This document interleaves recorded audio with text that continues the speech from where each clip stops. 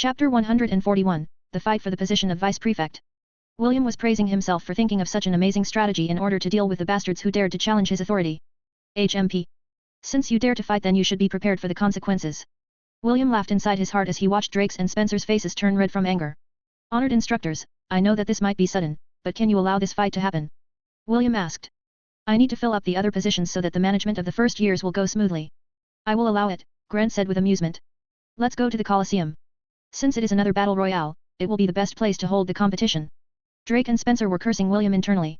If not for the presence of the instructors, they might have already given him the middle finger. They were already regretting the fact that they had dared to challenge such a shameless person. Even so, since they had already made a declaration, they had to go along with it even though they were bound to lose. This William is very sly, Andy muttered. With this, no one will dare to challenge his authority in the future. The instructors, who heard him, nodded their heads in agreement. This was the first time they had seen such a character appear in the martial classes, and it gave them a very refreshing feeling. The students of the Magic and Spirit divisions noted this strategy in their hearts. If they were to become the head prefects of their own dormitories, then imitating William's approach would ensure that their position would remain safe and secure. William has grown a lot since the last time we saw him, a beautiful young lady with midnight blue hair said as he held her lover's hand. My cousin usually likes to act in a low-key manner, but since he was forced to be in the spotlight, he is milking it to the fullest. The handsome young man with short red hair nodded his head in agreement. I never thought that he'd become the head prefect as soon as he entered the Royal Academy. I'm very impressed. So you say, but were you not also the head prefect during your first year? Ah, it's because there weren't any strong individuals back then. It's not because there was a lack of strong individuals, the beautiful lady said as she leaned her head on his chest. You're just too strong. Perhaps the handsome redhead replied as he kissed his lover's forehead. We will visit him after the selection for the head prefect of our year is over. Make sure not to tease him too much when we meet up with him, okay? I understand. Don't worry, I will support you this year as well. Thank you. Inside the Colosseum, Drake and Spencer stood with their heads held high. The other students, on the other hand, were gripping their weapons in anticipation. If they could kill even one of these boys, then the chance to become the vice prefect is assured. The Colosseum had an enchantment placed on it, similar to the enchanted forest. Anyone who died would automatically be ejected off of the battleground and taken to a safe location. Let the battle begin. William raised his fist and announced the start of the competition. The students roared as they rushed toward the two boys with bloodshot eyes. Drake and Spencer held their ground and unleashed their full power. Since they were about to die anyway, why not take as many of these bastards as they could with them? The battle didn't become as one-sided as William initially guessed. Sure, Drake and Spencer were disadvantaged, but they were two of the strongest students among the first years in the martial division. Both of them went all out and wore their enchanted armors, accessories, and weapons. It made them more formidable and more deadly. Spencer danced across the battlefield using his superior mobility in order to dodge and attack his pursuers. Every time he thrust his spear, a pain-filled scream would follow. Drake, on the other hand, was like an immovable mountain. The pressure he gave off was not something that a regular student could hope to attain. Even so, he received several injuries from the united attacks that were coming his way. Not bad, William muttered as he observed the battle. The two of them are quite capable. Don't you think so, too, Mama? Me. Ella nodded in agreement. Although the two boys were weaker than her in her war ibex form, she had to agree that they were very competent fighters. For a moment, those who were spectating thought that a miracle would happen. However, all of these expectations disappeared when a soft buzz reached Drake's ears. *T. Drake cursed when he realized that the one who had killed him inside the enchanted forest had struck during a critical time. He was currently fending off 4 attackers, and the archer chose to attack just as he unleashed his attack. It was impossible to dodge, so all he could do was endure. He hoped that his armor would be strong enough to block the arrow from the hateful black-haired girl who had backstabbed him for the second time. The arrow hit its target, and Drake's body stiffened before turning into particles of light. Adamantium arrow. William raised an eyebrow. This girl really is scary. She still has trump cards up her sleeve. After killing Drake, Priscilla raised her head to look at William for a brief moment before aiming at Spencer in the distance. She fired 4 arrows consecutively, forming beautiful arcs in the air. When the arrows neared Spencer, they all detonated and gave a blinding flash of light. All the students, including Spencer, were momentarily blinded by the attack. Priscilla knocked another adamantium arrow on her bow and took aim. The moment she released the arrow, a gust of wind followed suit. Her black hair danced as she narrowed her eyes to look at her target. Spencer's head was blown apart like a watermelon before turning into particles of light. So decisive, William commented. Not bad. Andy rubbed his chin with a smile as he looked at Priscilla. He had already intended to make her and William his apprentices during their stay at the Royal Academy. He was very satisfied with their performance and he hoped that they would continue to grow to become experts in the field of archery. The students this year are quite competent, one of the martial instructors commented with a grin. Looks like, this year, we will have a chance to teach those arrogant magicians a thing or two. The other instructors nodded their heads in agreement. They had long accepted that they would remain in the lowest ranked position again this year, but the appearance of William, Priscilla, Drake, and Spencer brought them hope. Priscilla tucked her hair behind her ear as she gazed at the boy that had beaten her during the competition. Unlike Drake and Spencer, she experienced firsthand how strong William was. She would definitely not underestimate him ever again. Seeing the beautiful girl's passionate gaze, William casually flipped his hair and nodded his head in acknowledgement. From this moment onwards, I declare Priscilla Norel Grand Fall, the new vice prefect of the Solaris Dormitory, William announced. Also, I will be selecting a few more students to become the officers under my management. Even though the position of the vice prefect is already taken, there are still other slots to fill. So, everyone, do your best. Those who perform well after a month's time will become the next batch of officers for the first years. The students cheered in unison. They were quite happy that they would be given a fair chance to show off their abilities and win an official position instead of having to use bribes, or lower themselves to become William's lackeys in order to raise their ranks in the Solaris Dormitory. Chapter 142, Glory to the Demon Race. R18. Disclaimer, this chapter contains R18 scenes. The excitement in the first-year martial class division died down after a few days. William's stellar performance had taken a back seat because the competition for the head prefect of the martial, spirit, and magic division classes in different year levels had started. Understand that being the commander over an entire division was a position that no one would allow to slip past their fingers. It was the easiest way to get noticed by the king of the Hellan Kingdom and receive his good graces. William, Ella, and Kenneth wanted to see how EST would do in his competition, but they were barred from entering the magic division. When William asked the guards why, they only told him that the martial classes didn't have the qualifications to enter the grounds of the spirit and magic division classes. The red-headed boy was dumbfounded by this kind of treatment, but he didn't pursue the matter. William had a meeting with Grant after the battle in the Colosseum, and the latter had told him about the unfair treatment that the martial division classes were receiving from the two other divisions. Grant added that if William were to experience these things, he shouldn't get angry on the spot and just let it be for the time being. This was the sad truth in the southern continent. Only those with spiritual and magic powers were treated as if they were special from the rest. As for those who didn't have magic, they would be treated just like everyone else inside the Royal Academy even if they were a noble. To think that there is such discrimination here in the Royal Academy, Kenneth wrinkled his nose in annoyance. It's fine, William said as the three of them went back to the Solaris dormitory. Since they don't allow the martial classes to enter their divisions, then I will, also, not allow them to enter ours. Kenneth gave him the "you can do that" look, and William only chuckled at his roommate's dumbfounded expression. Of course I can do that, William replied. Just watch me. William approached the guards that were guarding the gates of the first-year martial division. He then showed them his prefect badge and gave out his order. Although the two guards looked at him in a weird manner, they promised that they would enforce the rules that he had given them. Kenneth looked at how William used his authority in a very casual manner. You are a very petty person, you know that, right? I'm one that likes to hold grudges. An eye for an eye, a tooth for a tooth. Kenneth shook his head helplessly as he followed his roommate back to their dormitory room. William was feeling very smug about his blatant use of his authority, that he had completely forgotten that the few friends that had a relationship with belonged to the other divisions. This order of his would make Ian ridicule him in the not-so-distant future. Sir, the hot water you wanted is here, the pretty girl who was working inside the inn said as she knocked on the door of a room. A handsome man wearing elegant clothes opened the door and made a gesture for her to come in. When the pretty girl was safely inside his room, he locked the door and faced her with a grin. The pretty girl stood still in the center of the room in a daze. The handsome man walked towards the bed and motioned for her to come to him. Come, the man ordered. Yes, the girl replied as she walked towards him. She stopped half a meter from the man and waited patiently for his next orders. The man lifted the girl's chin as he looked at her clouded eyes. He had placed a powerful suggestion spell on her earlier to come to his room in the middle of the night when everyone inside the inn was sleeping. It was very easy for him to empower the suggestion spell because the pretty girl took a liking to him when she guided him to his room. The major factor that empowered the spell was because the girl was only a commoner, and had no resistance to magic. He only needed to wait until the effect of the spell matured in order to have his victim willingly enter his arms. Time to have a taste. The handsome man lowered his lips and kissed the pretty girl. The girl's body stiffened for a brief moment before it became lax. The handsome man held her waist firmly to prevent her from collapsing on the floor. A minute later, their lips parted as the man licked his lips in satisfaction. Such a sweet and innocent life force, the handsome man sighed in appreciation. Now, the question remains, should I pluck your cherry or not? The girl offered no reply. She leaned weakly on the man's chest as if all of her strength had been sucked out from her lips. If the man really decided to have his way with her, the girl would definitely not be able to form any sort of resistance. The handsome man expertly removed her upper clothes so her beautiful breasts appeared before his eyes. He then lowered his lips to kiss the pink tips that were fanning the flames of his lust, before placing them inside his mouth to lick and suck on them. He was very satisfied with the softness and volume of her breast, causing him to enjoy them to the fullest. The handsome man spent a few minutes fondling, kissing, licking, and sucking the girl's proud peaks, while soft moans escaped the girl's lips. He only stopped when he had enough, and prepared to go to the next phase of his night of pleasure. As his hand was slowly making its way towards the pretty girl's lower body, he heard the voice of the owner of the inn calling out her daughter's name from the first floor. Ava, the voice called. Where are you, girl? The handsome man clicked his tongue because the opportunity had been lost. He knew that he couldn't jeopardize his mission just for the sake of satisfying his carnal desires on a mere commoner, no matter how pretty she was. The handsome man whispered in the girl's ears as he strengthened the suggestion spell that had already taken hold of her mind and body. You will forget everything that has happened. You will not remember my face, my name, or anything that is related to me. Do you understand? Yes, the pretty girl replied weakly. The handsome man watched as the pretty girl tottered towards the door. Even in her weakened state, the pretty girl didn't forget to bow and lock the door behind her. This is only a small mishap, the handsome man muttered as he looked outside the window of his room. Once I enter the Royal Academy, I will follow my lord's order and indulge myself on the beautiful bodies of the most talented ladies in the kingdom while I suck the life force from their luscious lips. I can't wait to have a taste.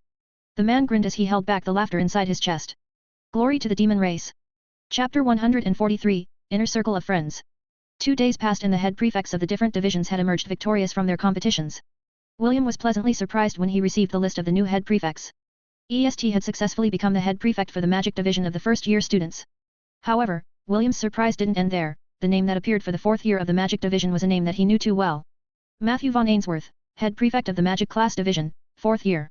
It seems that big brother Matthew is not being low profile here in the academy, William muttered as he sat down on the bed. Matthew was aware of William's current condition because Leah's and his parents' letters had arrived at the Hellan Royal Academy.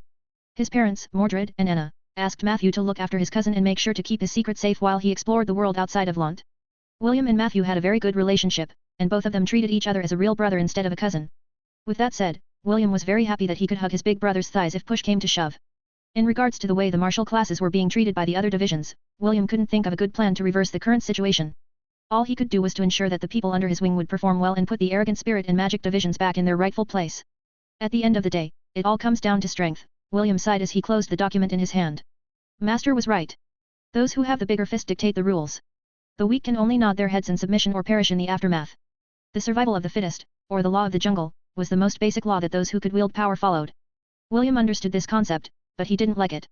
Even though it wasn't perfect, the laws back on Earth could force the authorities to take the necessary actions once a citizen used the power of the masses. This power was so great that even those people in high-ranking positions had no choice but to compromise once this move was used. Unfortunately, there is no social media in this world, William mused. Just one post and it would definitely go viral.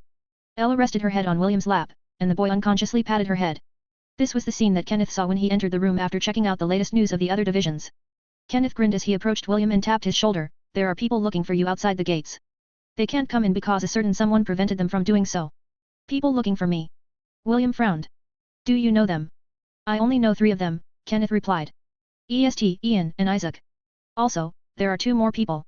One of them had the same hair color as you, while the other was a beautiful lady with midnight blue hair.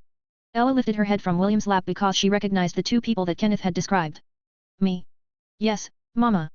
It's definitely big brother and big sister. Me. Okay, let's meet them. William nodded his head then thanked Kenneth for passing on their message. Kenneth decided to follow behind William. He was very curious about the people that had a relationship with him. William didn't mind bringing Kenneth along with him. In fact, he wanted to introduce him to his big brother and big sister as the first friend he made inside the academy. Also, since Kenneth was his roommate, it would be a great idea if they get to know each other, so that they could look after this delicate silver-gray-haired boy when William was not around. Big brother, big sister, EST, and Isaac, thank you for visiting me, William greeted them with a smile as he met them at the gates. He then looked at the guards who had carried out his orders with a smile. These 2 people are the head prefects of the magic division classes. In the future, please, allow them to enter the premises if they are looking for me. William then raised his chin and pointed it at Ian. As for this snot-nosed pansy, feel free to keep him out of the premises. He's just a side character. He is not important. Why you? Ian gnashed his teeth in anger. He had come here with EST to thank William because the strategy he used helped them to win the competition for the head prefect in the magic division. To think that not only did William ban them from entering, the red-headed boy even explicitly told the guards to not let him pass because he was a side character and not important. Ian was so close to lunging at William and beating him up to a pulp. Unfortunately, the shepherd hadn't exited the gate and hid behind the guards that were watching over it. EST gave a light cough as he looked at Ian with an apologetic gaze. He then moved closer to Ian and whispered something in his ear. I'll ask him to let you pass after our meeting, EST whispered. Until then, stay here and take note of the people who tried to enter the gates aside from us. I believe that they are people who want to recruit William into their party. This is something that we cannot allow to happen, understood? Although Ian was still reluctant at being left out, he still nodded his head in acknowledgement. William had been a hot topic in the spirit and magic divisions. There were plenty of people who wanted to make him part of their team. The reason why they came here right after the ceremony was to ask William to join their party when they entered dungeons and domains in the future. The 3 children, EST, Ian, and Isaac knew full well how powerful William could be in a battle. If the other teams were to successfully poach him, wouldn't that lower their chances of clearing the hard dungeons that were available in the academy? This was something that they couldn't allow to happen. Understood. Ian nodded his head. He was someone who could think of the bigger picture. Thank you, EST replied. Don't worry, I'll convince him.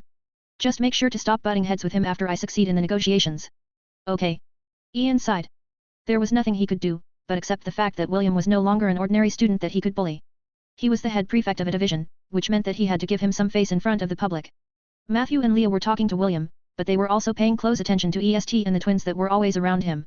Although they knew that they were William's friends, the two of them were still wary of their backgrounds. For them, William was too trusting. Since that was the case, they took it upon themselves to keep watch on the people that were trying to get close to him. What they didn't know was that Ella was a very good judge of character. Since she had already vouched for EST, Isaac, Ian, and Kenneth's temperament, William would definitely keep them in his inner circle of friends. Chapter 144, Collaboration. Big brother, I knew you were awesome, but I didn't know you were this awesome, William flattered his big brother, which made the latter pat his head affectionately. I thought that you would be keeping a low profile once you arrived at the capital, but it seems that you are not someone that wants to get ordered around, Matthew replied with a smile. Haha, I just want to keep Mama Ella with me all the time. I didn't think things through and made myself stand out by accident. I've already sent Grandpa a letter informing him that both of us have become head prefects.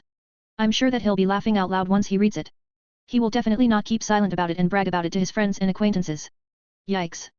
William could already imagine his grandpa's smug expression as he told his friends that his two grandsons were the big shots in the Helan Royal Academy. EST and Isaac were only listening from the side, but they were surprised to find out that this person was related to William. Also, Matthew was their senior and also a head prefect in the Royal Academy. EST made a mental note to gather information about William's big brother once he returned to his dormitory room.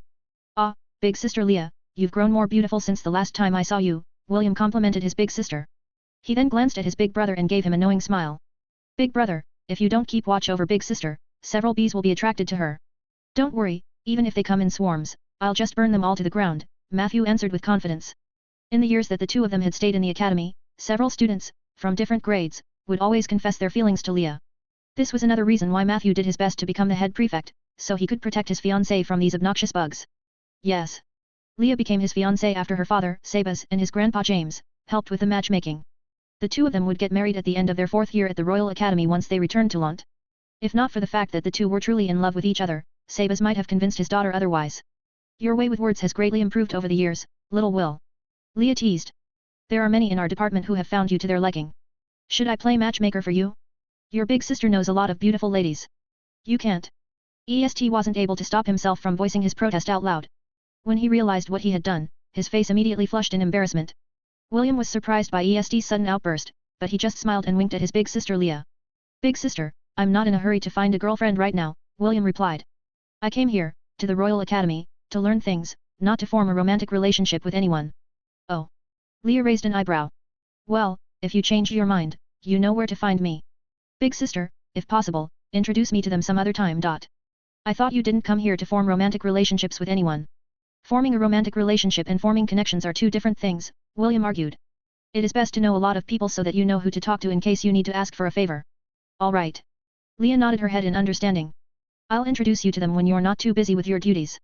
Thank you, big sister, you are the best. William gave her a light hug, and the latter hugged him back. Kenneth returned with some snacks and refreshments and served them on the table. After becoming the head prefect of the first years, William was given a bigger room that fit his position. Naturally, he asked the instructors to allow Kenneth to remain his roommate, so the two were still living together. William and his guests ate their snacks while having random conversations. After half an hour, Matthew stood up from his seat and bid his goodbye. We can't stay here for long because I still have duties waiting for me back in the 4th year division. Matthew patted William's shoulder. However, if you have questions in regards to being a head prefect, don't hesitate to ask me. I will inform the guards to allow you to enter the premises. Thank you, big brother, William replied. When I encounter difficulties, I'll immediately go to you and ask for your help. Just don't go causing trouble. Of course not. I'm a good boy. William and Matthew exchanged a knowing glance before the latter nodded his head and left the room with Leah. As soon as he left, EST was finally able to breathe a sigh of relief. He was quite sensitive when it came to people observing him at a close distance. Because of this, he wasn't able to tell William the real reason for his visit. Now that the 3rd and 4th wheels were gone, EST finally decided to get right down to business. William, I came here to ask a favor from you, EST stated. Is this about Ian? William snorted. Fine. I'll allow him entry, but only when he is with you. I don't want him to go out of his way to visit the Martial Division just to bother me. Thank you. EST chuckled. However, that is not the main reason for my visit. It's not. No. I'm here to propose a collaboration. A collaboration? William tilted his head in confusion. What do you have in mind? It's something like this, EST started his explanation. EST told William that there would be monthly and quarterly assessments for each head prefect and they would be required to visit a dungeon or a domain once a month. For dungeons, Having a party of 5 to 6 people was ideal. EST asked William to become part of his party permanently and not join the other parties that would later come to him and ask him to join them. William understood the gist of EST's proposal and readily agreed on it. He had fought side by side with EST and the twins in the past. By his standards, the three of them were very capable individuals and forming a party with them would bring benefits for him. He then looked at the delicate-looking boy who was seated next to him and asked for his opinion. How about you, Kenneth? William asked. Do you want to join our team as well? Can I? Kenneth answered. For him, as long as he was together with William, in order to observe him, he didn't mind tagging along in their party for dungeon and domain explorations. Of course you can. William patted his chest. With this, there are already 5 of us. However, I'm feeling a bit down. Feeling down? EST inquired. Why? William sighed, a party made up of only boys. Are we going to form a boy band? How about we get a girl to join our party so that we will have a muse? Although the 3 children didn't understand the term boy band, they realized that what William said held some truth. EST and Isaac had mixed feelings about William's statement. They wanted to say something, but in the end, they held back and just sighed internally. How about you invite Priscilla to join us? Kenneth proposed. With her skill, the strength of our party will improve by leaps and bounds. Priscilla, William crossed his arms over his chest as he considered his roommate's proposal. In regards to fighting ability, Priscilla is a good choice. However, William wasn't sure if adding her to their team was a good idea. Let me consider it first, William said after careful thought. William then looked at his dependable Mama Ella. Me. She's good, but she's not loyal. Me. How about her character? Me. So. Me. I see. Let's observe her for now then. Ella nodded her head in acknowledgement. Priscilla was a neutral person according to Ella's view. She could shift from being a good friend to becoming an enemy. Although she didn't say outright that Priscilla would become her baby's enemy, there was a 50-50 chance for that to happen. Ella wouldn't take the risk and allow Priscilla to join their team after she had carefully observed the person's behavior. Only when she had determined that Priscilla didn't pose any threat to her baby then and only then would she give William the go signal and allow her to join their party. Seeing William's positive response to his invitation, EST felt that their victory was assured. With such a powerful shepherd on their side, getting a passing grade was already in the bag. The first dungeon exploration will begin at the end of the month, EST stated. Since we are only first years, there are only 3 dungeons available to us. The Orc Fortress, the Hound Bastion, and the Goblin Crypt. I'll come and find you once I get more information about the dungeons. Until then, I'll keep in touch. William didn't hear everything that EST had said. His mind froze when he heard the dungeon name Goblin Crypt. Ella, who was lying beside William, opened her eyes wide. She then looked at her baby and found William looking back at her. Both of them were thinking about the same thing and it was mainly due to the fact that they had entered the Goblin Crypt through the Ring of Conquest. This needs further investigation, William thought as he unconsciously rubbed the ring on his finger. I wonder if this Goblin Crypt is the same Goblin Crypt that I have been visiting for the last 13 years of my life. Chapter 145, Turn the Royal Academy Upside Down. Good morning, Professor. Good morning. Good morning, Professor. Good morning to you, too. A handsome young man, who seemed to be in his early 20s, greeted the 2 students who were looking at him with a flushed expression. Today is the first day of class, the handsome professor said with a smile. If you don't hurry up, the 2 of you are going to be late. This is not a good trait that beautiful and talented girls, such yourselves, should possess. Although he said this in a stern manner, the smile on his face made the 2 girls feel their hearts beat wildly inside their chests. Seeing their reactions, the handsome professor sighed and took 4 candies from his pocket. It can't be helped. Take these and be on your way. The 2 girls giggled and accepted the professor's gift. They then walked away while sneaking glances at their handsome professor. Professor Carter is so dreamy. I wonder if he has a girlfriend. He doesn't have a girlfriend. I had already asked around and this information has been confirmed. Handsome, talented, and the youngest professor in the Royal Academy, the pretty girl with shoulder-length brown sighed. There are rumors that the king himself is planning to nurture him to become a high-ranking official. Actually, that rumor is actually true, the girl's best friend replied as she looked around their surroundings. According to a reliable source, Professor Carter only needs to complete 1 year of teaching in the Royal Academy before he is taken as the assistant of the Prime Minister. Is this true? If yes then I'd better get serious and catch his attention. Good luck, but, the 2 of us are going to be rivals. Please, go easy on me, will you? Why don't we share him between the 2 of us, the pretty girl with brown hair proposed. That way, he will not be able to cheat on us even if there are other girls who plan to hook up with him. Sounds like a plan, the girl's best friend replied. Oh my gosh! This candy is so delicious. I wonder how it was made. You're right, the brown-haired girl agreed. This is probably a very expensive candy that is not sold in the capital. Maybe we can ask for more after classes end. What do you think? I like the sound of that. Remember, you're not allowed to take the lead. Deal. Carter was walking towards the dining hall when a sliver of power passed through his body. A smile appeared on his face because it meant that the 2 girls had eaten the candies that he had given them. By now, the suggestion magic that he had infused on those same candies had already planted a seed inside their subconscious minds. As they ate more of his candies, they would gradually fall into his hands and become willing slaves that would help him capture the peerless and talented girls inside the Helan Royal Academy. Aside from the 2 girls earlier, he had already given his candies to 4 others. He wasn't in a hurry to corrupt all of them because the school year had just started. He planned to take his time in training them. He wanted to mold their bodies and minds to be the perfect slaves that he could use to turn the Royal Academy upside down.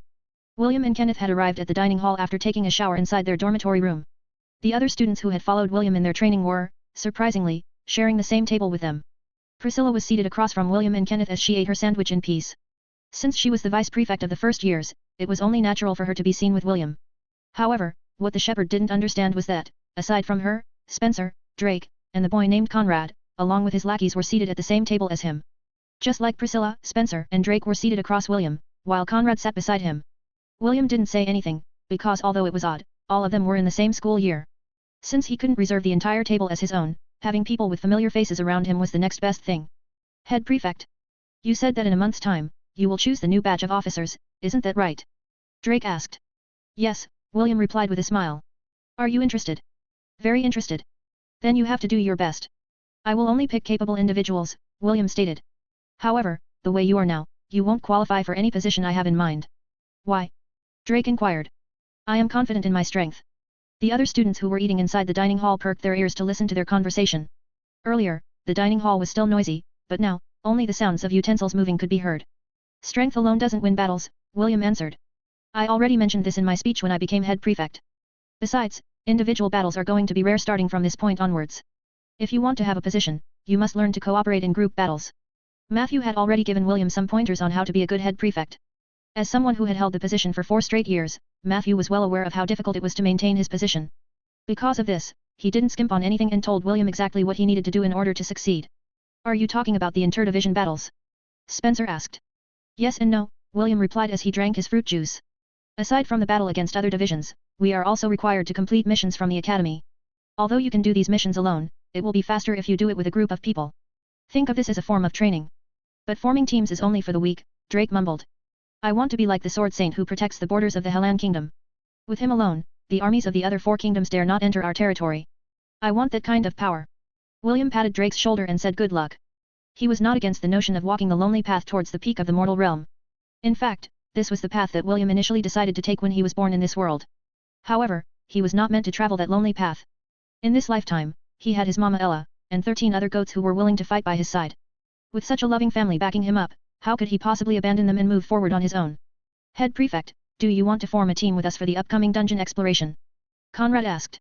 About that, I want Priscilla, Spencer, Drake and you to form your own teams, William answered. I am looking for qualified generals that will help me command our entire division during the battles that we will face in the future. The students who heard William's words nodded their heads in understanding. The domain and dungeon explorations were an integral part of the academy's teaching. Aside from taking missions that would require them to travel outside the academy, the dungeon and domain explorations would help them sharpen their fighting abilities. Can we recruit students from other divisions? Priscilla asked after finishing her sandwich. Or must we rely only on the students of the martial class division? Feel free to recruit students from the other divisions, William answered. The ideal is to form a permanent team with people you can trust. Although all the divisions are our rivals, that doesn't mean that they are our enemy. All students were required to take missions twice a month. By doing this, they would be able to earn academy points that they could exchange for special items from the academy's exchange shop. Once the students had obtained enough academy points, they would be able to buy rare weapons, ability scrolls, enchanted armors and other items that would help strengthen their bodies and raise their ranks. Top performers of each year grade would be given a special reward by the instructors on a quarterly basis. How about you, Head Prefect? Drake asked. Who will you be teaming up with during the dungeon explorations? William finished chewing an apple before answering Drake's question. He had no intention of hiding his relationship with EST and the rest, so it was best to come clean to avoid future misunderstandings. The head prefect of the magic division begged me to form a party with them, William said in an arrogant manner. Since I am a refined, elegant, and charismatic person, it was hard for me to reject his offer. The students inside the dining hall pretended that they didn't hear the part about their head prefect being refined, elegant, and charismatic. They focused more on the part where the head prefect of the magic division begged William to form a party with them. A permanent party? Priscilla asked. How many members do you have? 5. William spread out the fingers in his left hand. Kenneth is included in my party as well. The students in the dining hall gave Kenneth sneaking glances that were filled with envy. To be personally added to the party of the head prefect means that William had already taken Kenneth under his wing. There were many students who wished they could swap places with Kenneth, but hurriedly tossed this idea to the side. They wanted to be like William. If a shepherd, who had spent his days tending sheep and goats, could become a head prefect, then they, too, could become officers using their own powers. After his speech, William had unknowingly become the idol of the commoners in the Royal Academy. They looked at him favorably because he was just like them.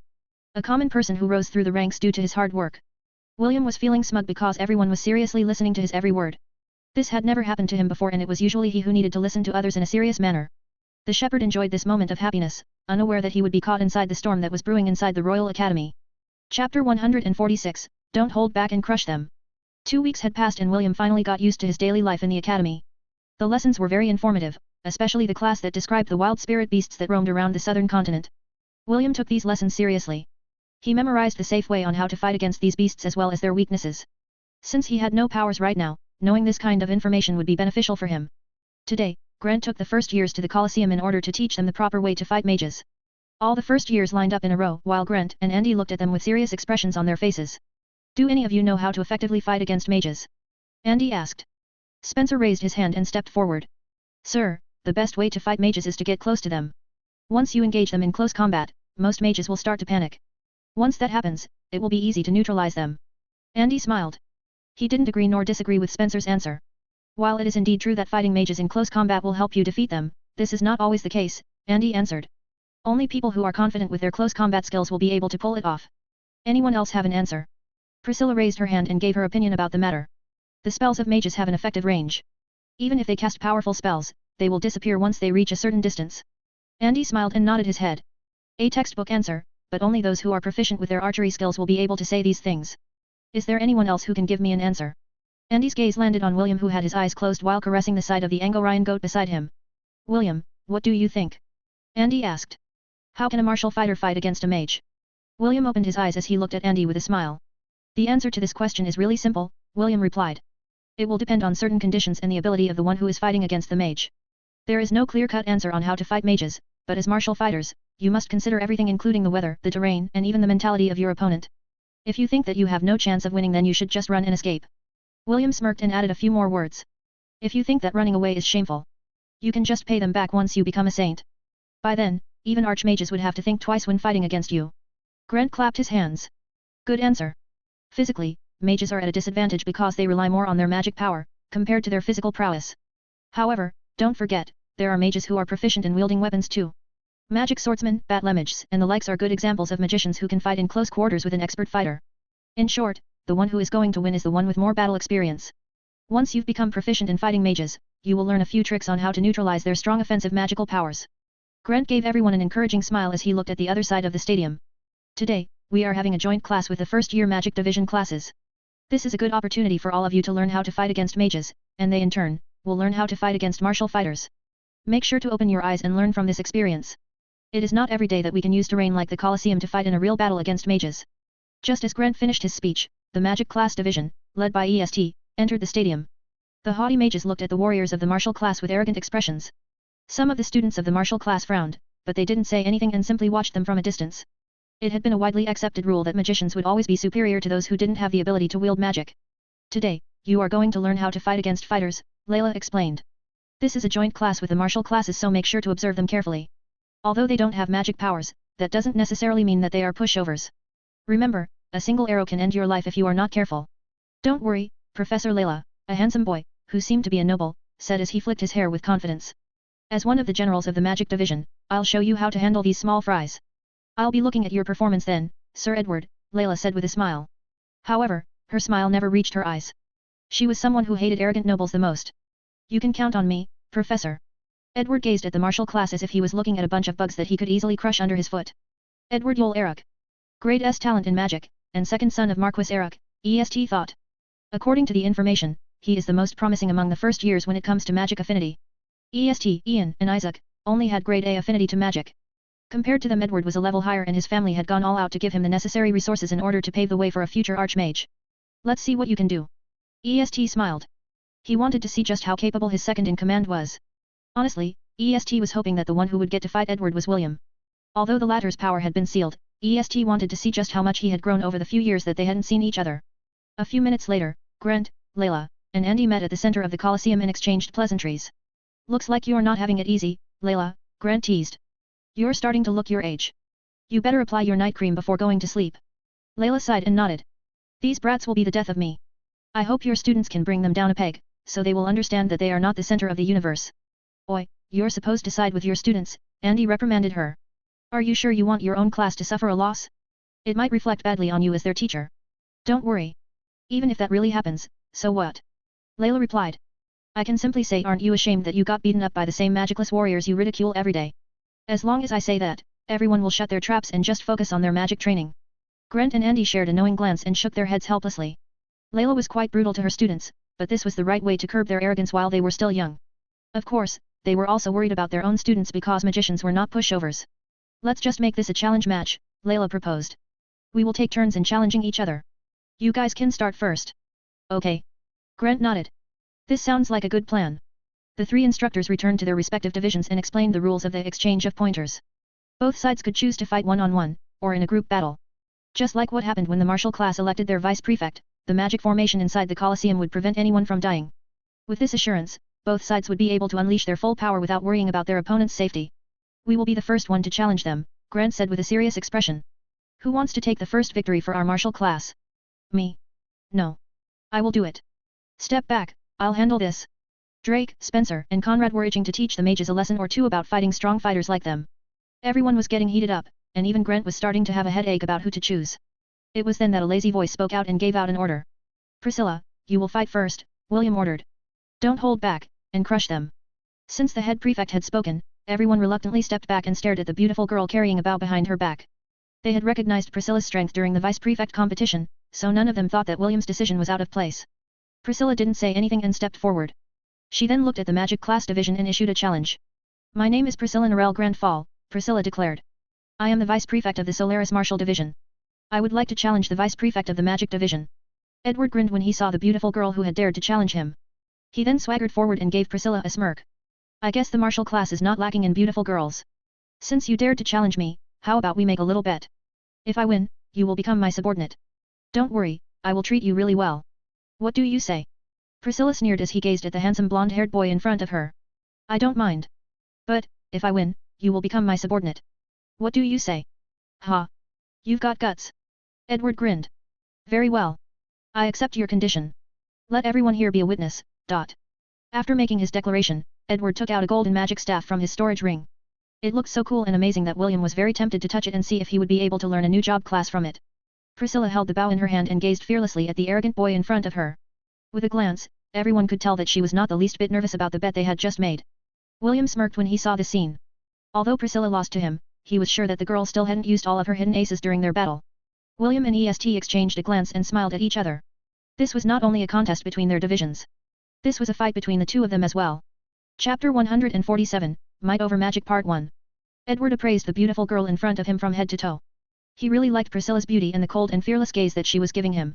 It made him want to defeat her, so that he could make her his subordinate. For some reason, there was something about her eyes that made him want to break her until she willingly knelt in front of him and declared her undying loyalty for his cause. He then gripped his staff and started to channel his magic power in preparation for their battle. Are both of you ready? Layla asked. Priscilla and Edward nodded their heads in unison. Very well. Layla nodded. Battle start. Edward immediately unleashed a storm of wind blades that headed towards Priscilla without mercy. The girl archer simply lowered her body and dashed to her left to evade the overwhelming attack. Edward sneered because he had already anticipated this move coming from her. He then activated the spell that he had prepared beforehand. Earth spikes protruded out of the ground and they appeared in the direction where Priscilla planned to make her escape. Dual element affinity. Not bad, Grant muttered as he watched the battle. At least he has the ability to back up his arrogance. Even Layla, who hated Edward's arrogant attitude, had to admit that he was a very talented mage. Earth and air? What a weird combination. Andy commented as he looked at the black-haired girl who seemed to be at a disadvantage. Even so, it is far from enough to defeat her. As Andy said these words, Priscilla stomped on the ground and jumped high into the air. She then fired 3 consecutive arrows that flew in an elegant arc towards the handsome boy who still had a confident smile on his face. Edward waved his hand and a barrier made of wind surrounded him. He thought that it was enough to block Priscilla's futile attempt at a counterattack. The moment the arrows touched the barrier, they exploded into dazzling flashes of light that blinded Edward, which made him lose his concentration. This move. Spencer winced. How could he possibly forget the move that Priscilla used on him during the battle at the Colosseum? The string on Priscilla's bow glowed as she fired another arrow the moment she landed. Edward knew that he was at a disadvantage, so he immediately tapped the ground under him with his staff. A dome made of earth surrounded him. It was a powerful defensive spell that could fend off most attacks as long as they didn't exceed the caster's magic power. Priscilla's arrow connected with the earth dome and exploded. The arrow that the black-haired girl used was an exploding arrow that detonated upon impact. A small hole, the size of a basketball appeared on the dome protecting Edward. Before the boy could cast another defensive spell, the sound of the wind whistling reached his ears. That was the last sound he heard before an arrow pierced his forehead and passed through to the other side of his head. Edward fell to the ground, dead, and turned into particles of light. The earth dome disappeared and the students of the martial class shouted and cheered for their vice prefect with all their might. Long live Priscilla! Long live our vice prefect! Edward reappeared on the side of the magic division with a dejected face. Everything happened so fast that he was unable to accept how easily he lost against a mere girl from the martial class division. Good job, William said as he gave Priscilla a thumbs up. Priscilla only nodded her head before she returned to her position behind the red-headed boy. The martial class students were looking at their warrior princess with admiration and respect. They knew that Priscilla was strong, but they didn't know that she was that strong. EST looked at Edward with a complicated expression on his face. The head prefect of the magic division class had wanted Edward to be taken down a peg due to his arrogance. However, when it actually happened, the only thing EST felt was bitterness. He had to admit that Edward represented the magic division class. His loss was the loss of the magic division as a whole. Young master, let me fight next. Ian stepped forward. I will definitely win this round. Who are you going to challenge?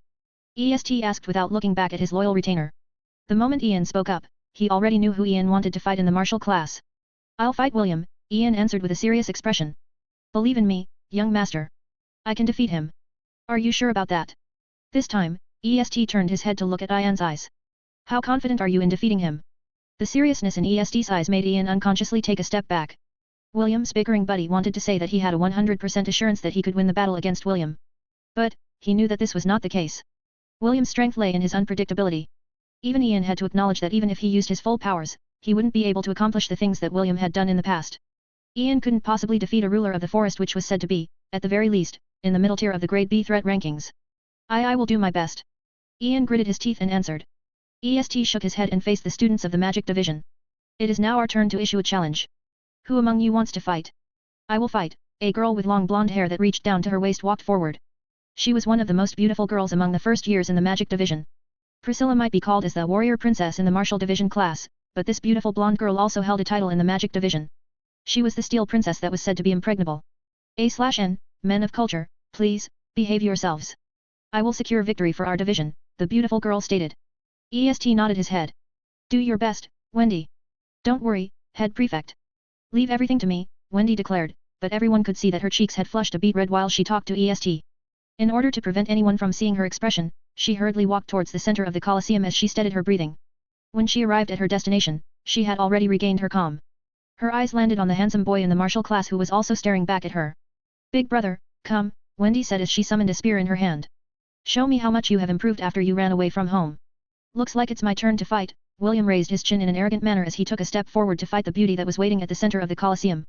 However, he was only able to take 5 steps when a hand grabbed the back of his robe and pulled him back. That is my little sister, Spencer commented.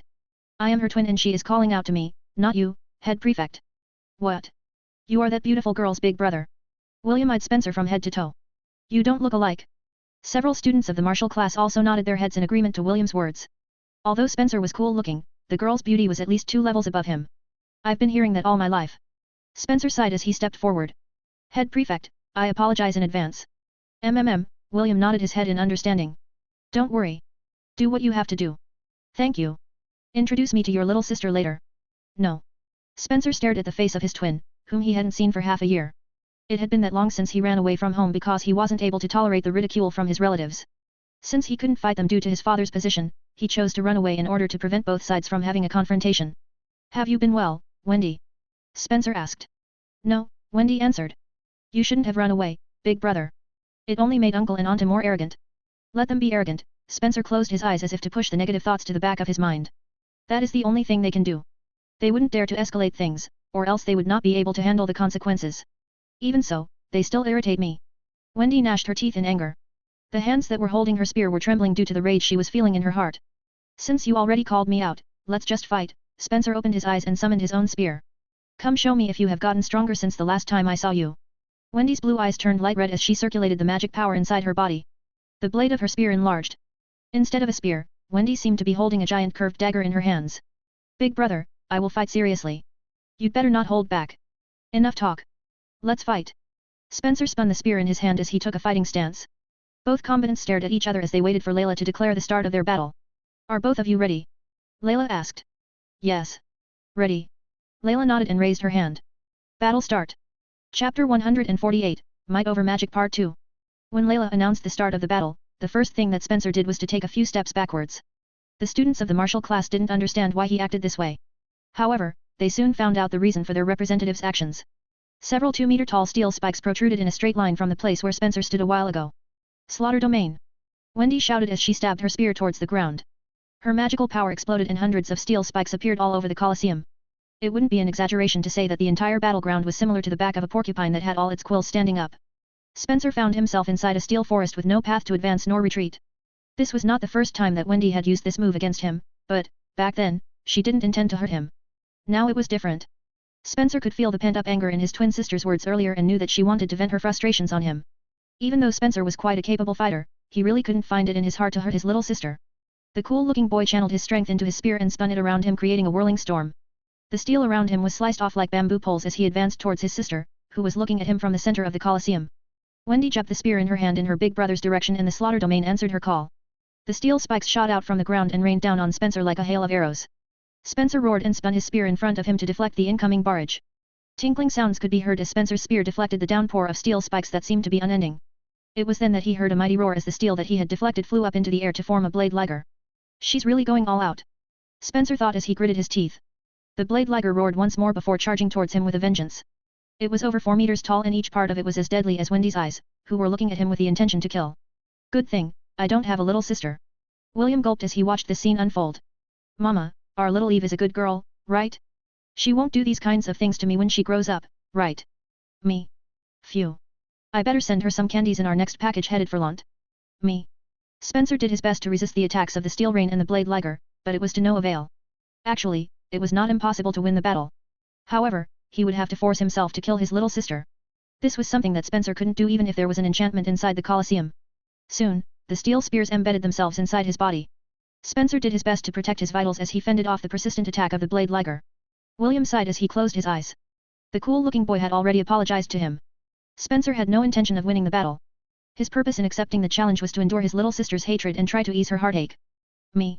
Ella bleated softly as if to tell William that the battle was over. Spencer's body turned into particles of light and the members of the magic division cheered for their victory. This leaves a bad aftertaste, Drake spat on the ground. Although he felt bitter, he had already seen the outcome of the battle when he saw Spencer's lonely back as he went to confront his little sister. That was the back of a man that had no intention of winning. It was not only him, Conrad and his lackeys had spent a lot of time with Spencer, Drake, and Priscilla during the past 2 weeks. Their relationship had grown a bit closer and, although they were still rivals, they had accepted each other as members of the martial class division. Head Prefect, allow me to fight next, Drake said as he stepped forward. Go. William waved his hand. Show them the might of our martial class division. Drake grunted in affirmation as he took center stage. His eyes then locked on EST who was standing in front of the magic class division. He wanted to challenge him, but he was afraid that William wanted to fight EST as well. As if sensing his hesitation, William called out from behind him. Challenge anyone you like, William ordered. Don't worry. Even if you lose, I am more than enough to secure our win. Drake silently thanked William inside his heart as he pointed his great sword towards EST. I, Drake 6 Craig, challenge the head prefect of the magic class division, Drake shouted. Do you dare to accept my challenge? EST glanced at William, and the latter only gave him the thumbs up sign. Seeing that William had no intention of interfering in the challenge, EST nodded his head and walked forward to meet the one who challenged him. Go head prefect. Beat that ugly boy and show them the power of mages. Show them our superior might. The students of the magic class division cheered for their handsome head prefect. Although they didn't know who Drake was, they were sure that their head prefect wouldn't lose to a muscle-brained barbarian boy. EST gave Drake a brief nod of acknowledgement as he unsheathed Rhapsody, the sword that was given to him by the goddess Astrid. The sword rang the moment its body had been fully exposed as if announcing its presence to the world. EST took a pose holding Rhapsody in his right hand, while holding the sheath in the other. With a glance, one could tell that he planned to fight using both of them at the same time. Dual wielding. Not bad. William grinned. I guess the battle against the Cyclops made you realize your shortcomings.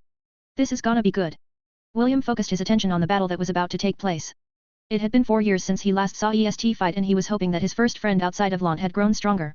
There were only a few people that he could trust inside the academy and EST was one of them. Chapter 149, This is why they are called heroes. Battle start. As Layla said those words, Drake charged forwards like a raging bull freed from its pen. The great sword in his hand glistened in the sunlight as he closed the gap between him and his opponent. EST, on the other hand, didn't retreat. Instead, he also charged forward which made the students of the Magic Division class cry out in alarm. The clash of steel reverberated inside the Colosseum as both sides collided. EST felt his hand go numb due to his opponent's superior strength. He knew that he would be at a disadvantage if he exchanged blows with Drake, but he didn't back down. His left hand, which was holding the sheath, slashed towards the side of Drake's body, forcing him to take a step back. After regaining his footing, Drake held his great sword with both hands as he counterattacked with the intention to cleave EST apart. William raised an eyebrow, when he noticed that EST was planning to trade blows with Drake in close combat.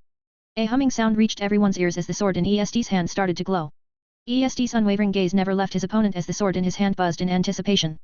Rhapsody met Drake's full-powered strike and the resounding clash created a shockwave that pushed both combatants away from each other. As soon as EST regained his footing, he lunged forward with his sheath right in front of him.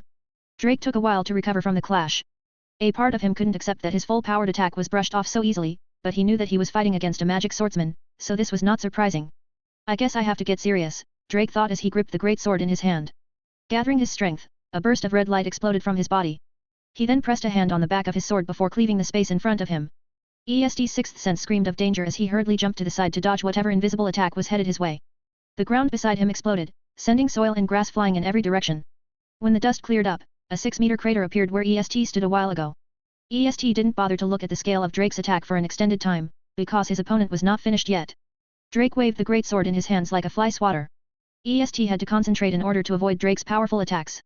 He can't do this forever, EST thought as he used his superior speed and flexibility to avoid another invisible strike from the boy who seemed to be using all the strength in his body to maintain his barrage.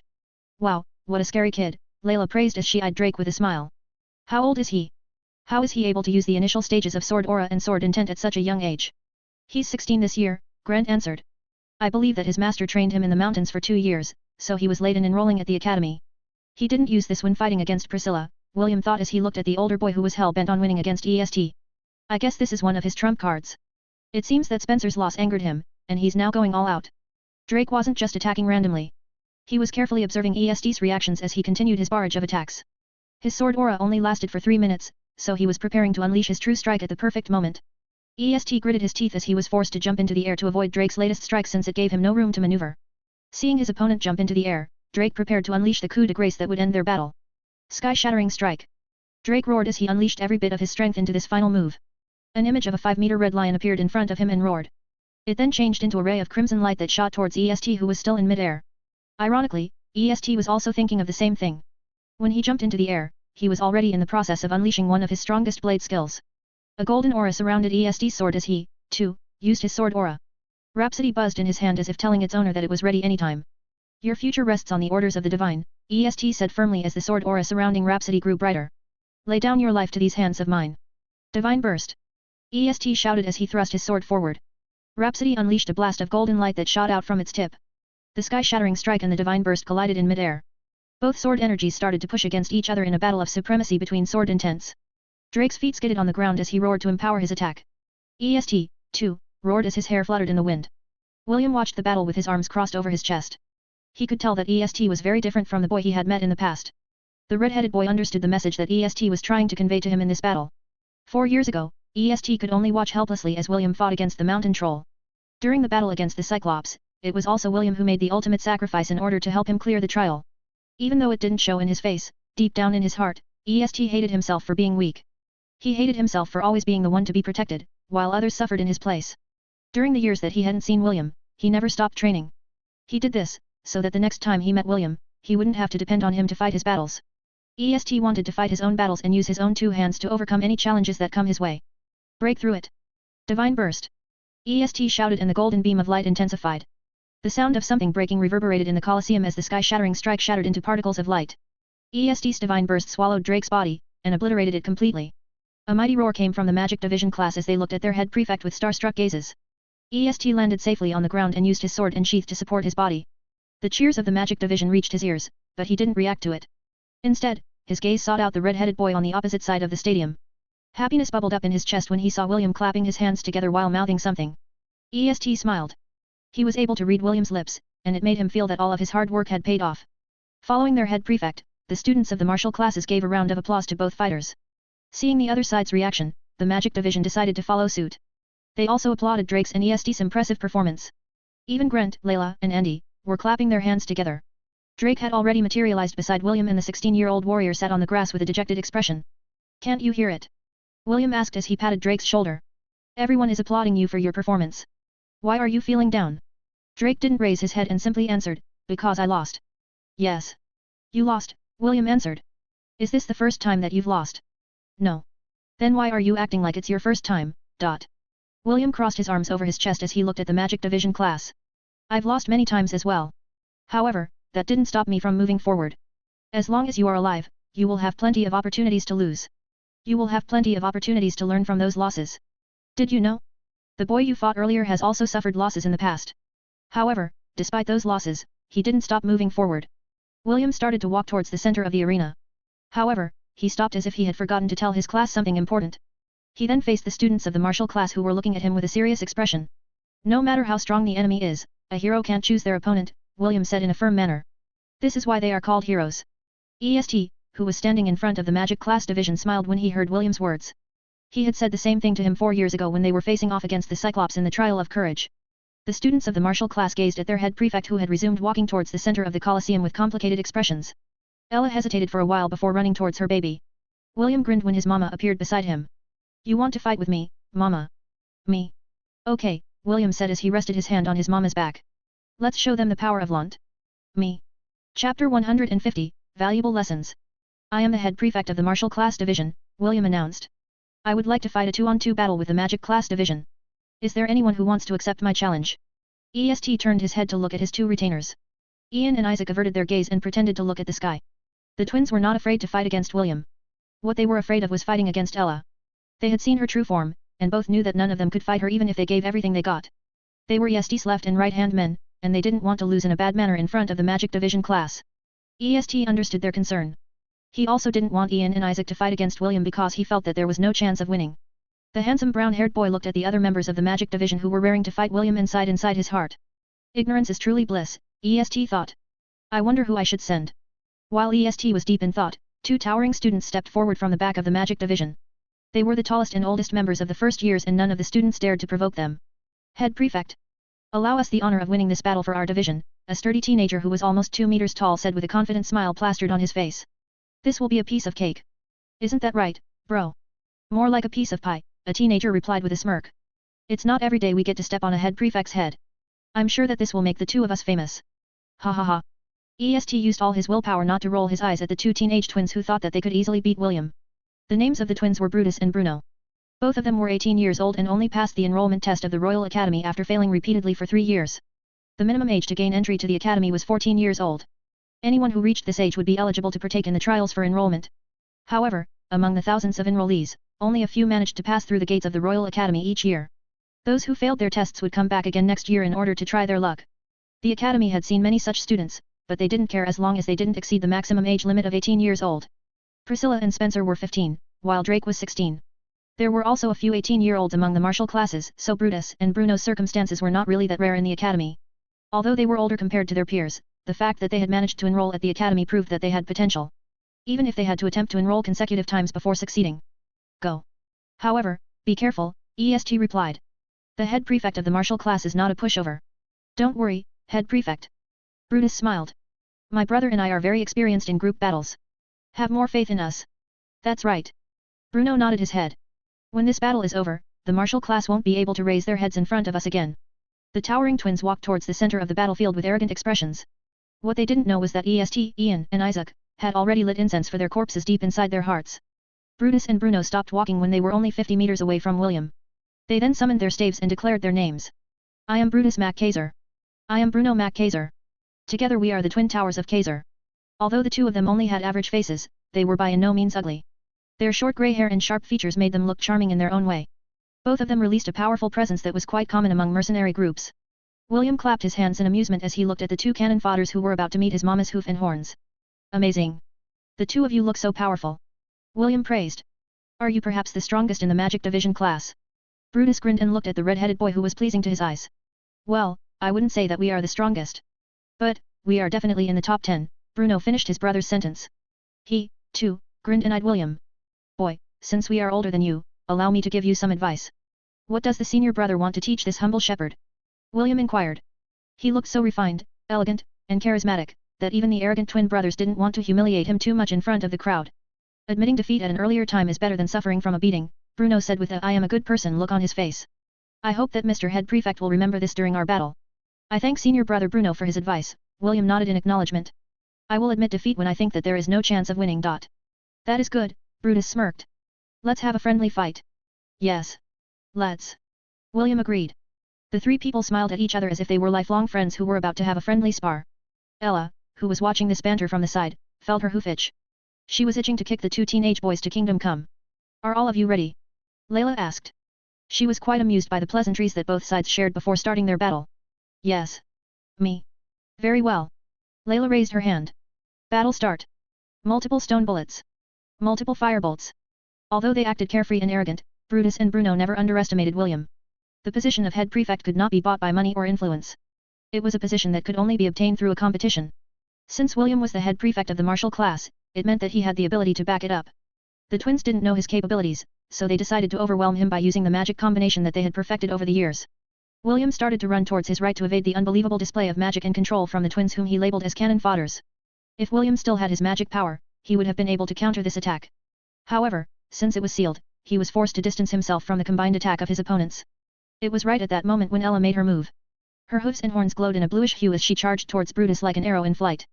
The twins had been paying attention to both William and Ella, so the moment she made her move, Brutus immediately constructed consecutive layers of earth walls to stop her advance. He thought that this was enough to block a little goat. It was the biggest mistake he made in his life. Ella broke each earth wall as if it was made of paper and continued her wild charge. Although she looked like a harmless goat right now, her stats were the same as her war ibex form.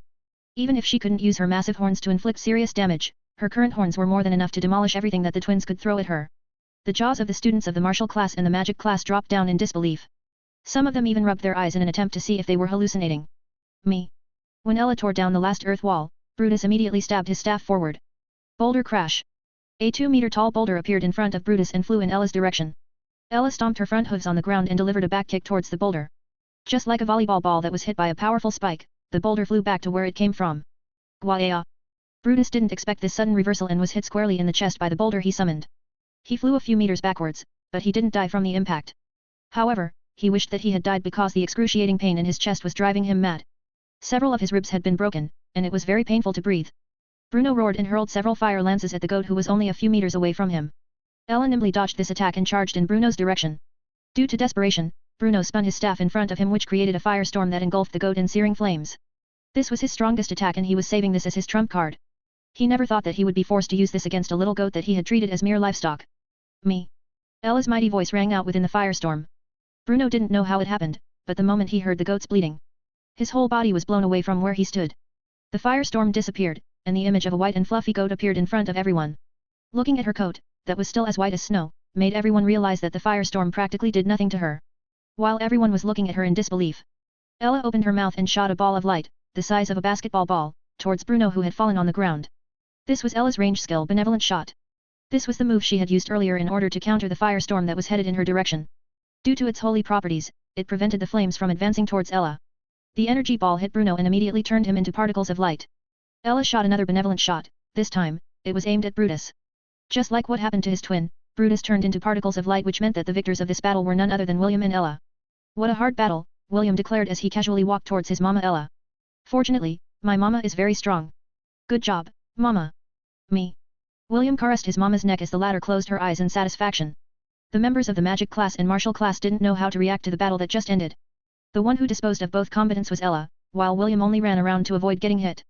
It wouldn't be an exaggeration to say that William didn't even lift a finger to help win the battle. Well then, who's next? William asked with an innocent smile. The battle ended before I was able to unleash my ultimate move. I feel unsatisfied with this result. Does anyone want to battle us again? Ian and Isaac's faces became stiff when they heard the shameless boy's provocation. They knew that Ella alone was sufficient to end the battle, so they didn't even bother to fight against her. However, William was forcing the students of the magic division into a second round. This was something that EST wouldn't allow because it would just lower his team's morale. Since the battle has ended, it is best to let the other students participate, EST replied. The head prefect of the martial class shouldn't hog the spotlight. That's right. Ian agreed. The head prefect should let his other members fight. It is bad to keep all the good stuff to yourself. William scratched his cheek because EST and Ian were adamant about preventing him from securing another easy win. Me. Okay, mama. I'll listen to you. Me. Ella had told William not to bully the kids, so William finally relented. The two walked back towards the martial class with calm expressions, as if the battle they had undertaken was not a big deal to them. This motivated the members of the martial class and made them perform their best against the magic class division. Although the martial class division suffered more losses during the next several matches, none of them took this loss to heart. William had already told them that he would personally train them the very next day in order to become stronger. Faced with this kind of promise, they were able to fight without any worries and even gave their opponents a headache. Out of the 30 battles that took place on that day, the martial class only won 10. Even so, the magic division didn't look down on them. They had experienced firsthand how difficult it was to fight against martial experts, and had learned a lot from the experience. Some of the girls from the magic division even snuck glances at William during the break between each battle. The shepherd smiled and waved at his admirers, which made the girls blush while giggling at each other. Overall, the battle had been an eye-opener for both sides. Due to this, Grant and Layla decided to hold more of these inter-division battles in order to let their students gain some fighting experience. The instructors hoped that these valuable lessons would help these students survive in the outside world, after they left the protective walls of the Helan Royal Academy. Chapter 151, Planting Seeds. That exchange taught me a lot of things, EST said as he ate the sandwich that Ian and Isaac had prepared earlier. It taught me a lot as well, William commented as he picked up another sandwich from the basket that was in front of him. After the battle, EST invited William to join them for lunch. The shepherd happily accepted because free food was always a good thing. EST chose to have a picnic at one of the most scenic areas near the magic division, and William had to admit that the place EST chose was a good spot to have a picnic.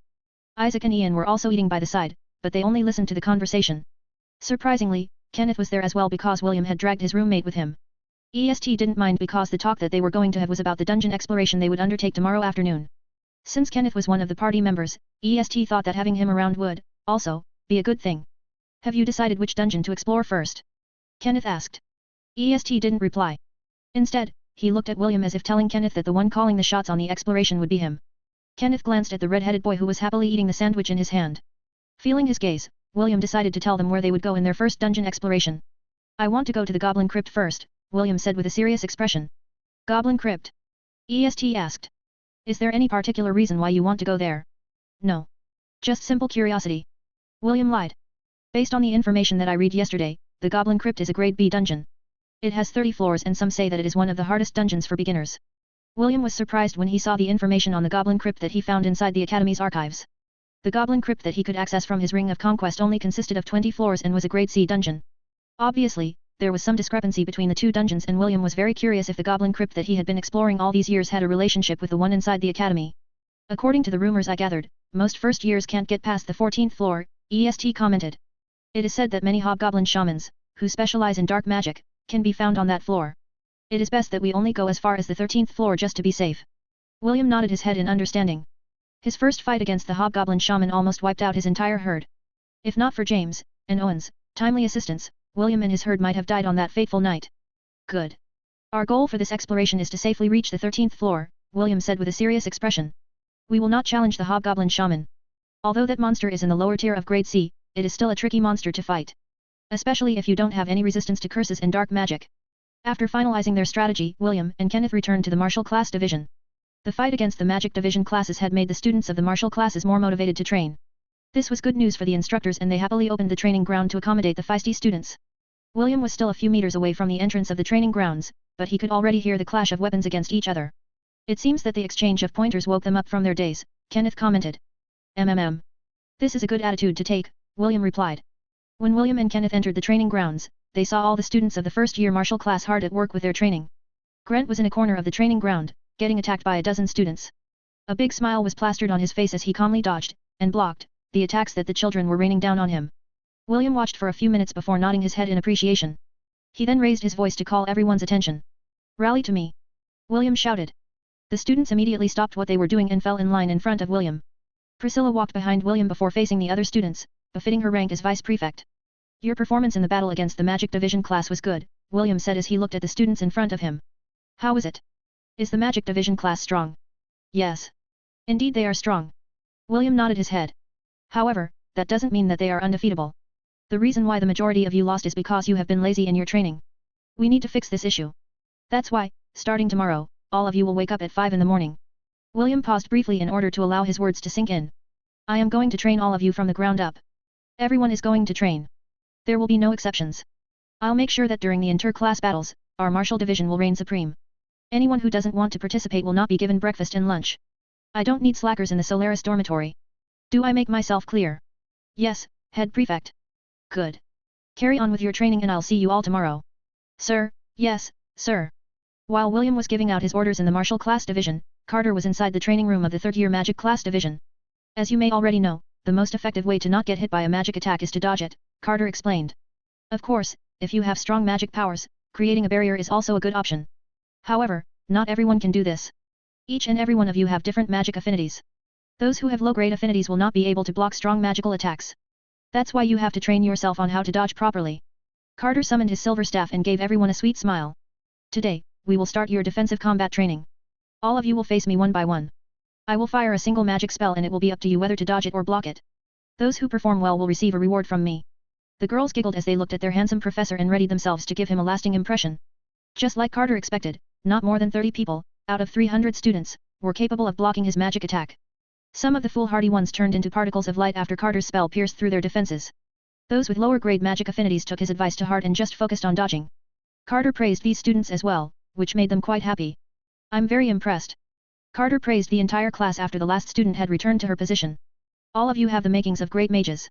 His flattery was happily accepted by everyone, which made the atmosphere very lively. Carter was someone who understood human nature and used the students' emotions to his advantage. Now to give out the rewards I promised. To those that have performed well, I will give you 3 candies. Please line up and accept your rewards. The students made 2 lines. One for the boys and one for the girls. Carter personally handed his candies to everyone, which made him look like a fair and kind instructor.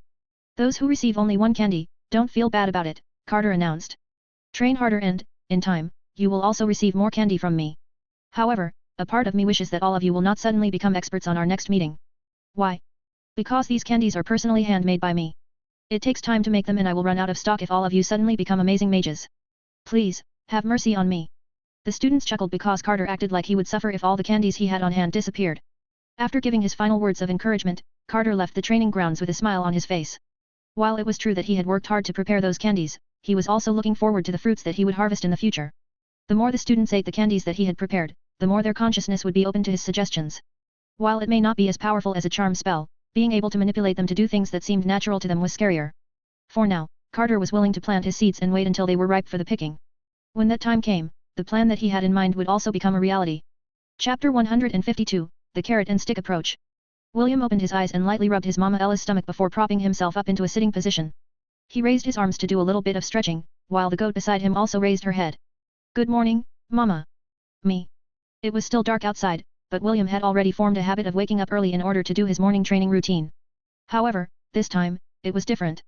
As the head prefect of the martial class division, he would lead the students into a rigorous training exercise that would help them build their foundations. He planned to use the same training that his grandpa James, and his mentors back in Lont, had used with him. William went to his closet and selected the sleeveless black training uniform that he had prepared beforehand. This was the same uniform that he had used during his training in Lont and it was made from the pelt of the thunder-horned wolf that he had defeated ages ago. After putting on his clothes, William walked towards the opposite bed where his delicate roommate was still sleeping. Due to his half-elven bloodline, William was able to see in the dark. He could see Kenneth's cute, peaceful, face in the darkness as he continued to sleep. Wake up, sleeping beauty, William said as he lightly poked Kenneth's cheek. Our training is going to start soon. Seeing that his roommate was not showing any reaction, William continued to poke the delicate face which was as smooth as a girl's. He poked Kenneth's cheeks and nose until the sleeping boy opened his eyes in irritation. Rise, my little sunshine, William teased. Or do you need me to kiss you before you wake up completely? I'm not your sunshine and I don't need your kiss, Kenneth replied as he grabbed William's annoying finger and pushed it away. Wait for me outside the dormitory. I'll wash my face first. Okay. William smiled as he walked toward the door. Ella followed behind William as they left the room together. The entire dormitory was quiet, and it seemed that most of the students were still in their beds, dreaming of when they would stand at the peak of the mortal realm. William felt mischievous and placed his hand over the emblem pinned on the right side of his training uniform. Immediately, blaring sounds erupted throughout the Solaris dormitory. The noise instantly woke most of the sleeping students. Some of them came out of their rooms to see what was happening, with their weapons ready. Wake up, sleeping beauties. The time to train has arrived. William's domineering voice reverberated inside the Solaris dormitory. Of course, if you want to stay as beautiful princesses, you can ignore this announcement. Those who want to become strong and increase their ranks, I'll meet you at the gates of the Solaris dormitory. I'll give all of you 10 minutes to prepare. See you outside. After making his announcement, William made his way towards the dormitory gates. He didn't know how many people were planning to participate in the morning training, but he hoped that more than half of the first years would come. 10 minutes later, a bunch of annoyed, drowsy, and excited students could be seen lining up behind William. The guards, who were manning the gates, looked at this scene with interest. This was the first time they saw such a scene and they were wondering what was going on. Okay, all of you follow my movements, William shouted. We will be doing basic stretching exercises first. After that, All of us will run towards that golden flag fluttering in the distance. Some of the students groaned when they saw what William was pointing at. The huge flag fluttering in the distance was the flag that marked the boundary of the martial class division. According to their estimate, it was at least 5 to 6 miles away from the gates of the Solaris dormitory. Only those who had been training for a long time didn't make any unnecessary comments and began to follow William as he did his stretching routine.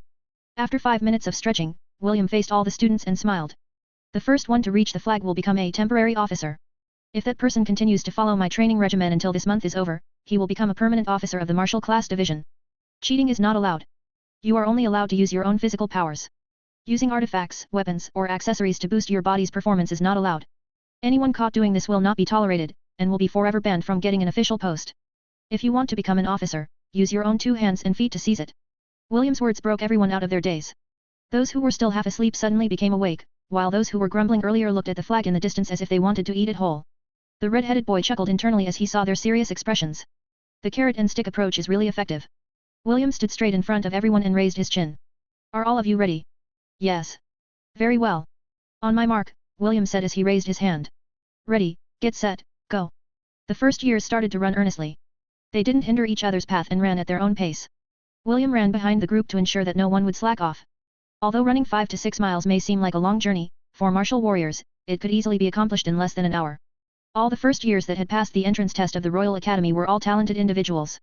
Although they may not be as strong as Priscilla, Spencer, Drake, and Conrad, they were not far behind when it came to martial prowess. Just like William expected, the entire student body reached the border area in less than an hour. While all of them were panting for breath, and their sweat oozed out of their bodies, they looked at him with determined expressions. Surprisingly, the first one to reach the goal was a chubby boy with dark brown hair. William had ordered the system to memorize the faces and names of everyone that he had met. After a little bit of digging, William was finally able to recognize the boy who was looking at him with anticipation and excitement. Dave Cornwell, step forward, William ordered. Sir. Dave replied as he stood in front of William. You did well. William patted the boy's shoulder. From now on, you will be our temporary logistic officer. You will be in charge of gathering the things that we will need for our daily exercise routines, as well as the supplies needed for the missions that our class will undertake. William smiled as he personally pinned a silver emblem on Dave's uniform. I will allow you to pick 6 people to help you accomplish this important task for our martial class division. Do not let me down. Thank you, Head Prefect, Dave replied with a teary expression. I will do my best. I know. William once again patted Dave's shoulder before facing the rest of the students who were looking at Dave with envious faces. Our training is not yet over, William said with a smirk. He then pointed at the boxes that were piled up beside the tree where the flag was enshrined. Open the boxes and pick 4 metallic bracelets each. Wear them on your wrists and on your ankles. Starting today, you are not allowed to remove them. Each bracelet weighed 22 pounds each, 10 kilos. The martial students were familiar with this training method, so none of them complained. What they didn't know, however, was that these were enchanted bracelets. The bracelets would automatically increase their weight, depending on the one who wore them. If they were worn by someone like Drake, instead of 22 pounds, they would weigh 44 pounds. That would mean that the boy would be carrying that much weight on both his wrist and ankles. William had pestered Grant and Andy to have these bracelets prepared so they could be part of the first year's training. The 2 instructors happily accepted William's request and went to the Martial Division storage to personally handle this undertaking. Training bracelets were very common in the Royal Academy. Even mages used them in order to build their physical foundations. William wouldn't wear any of the bracelets that were prepared by the Academy. He was already wearing his own that were personally forged by the blacksmith of Lont, Barbados, to help with his training. The blacksmith's best friend, Seraphi, the jeweler of Lont, helped inscribe the runes on William's bracelet, doubling their effectiveness. In the 4 years that William had trained in Lont, the black bracelets on his wrists and ankles had already passed 100 pounds each, 40 kilos. As William got stronger, the weight of his bracelets also increased. When he started, William had a hard time adjusting to the weight, but as time went on, he got used to it and treated the bracelets as accessories instead of shackles that limited his movement. Of course, William's bracelets were not ordinary bracelets.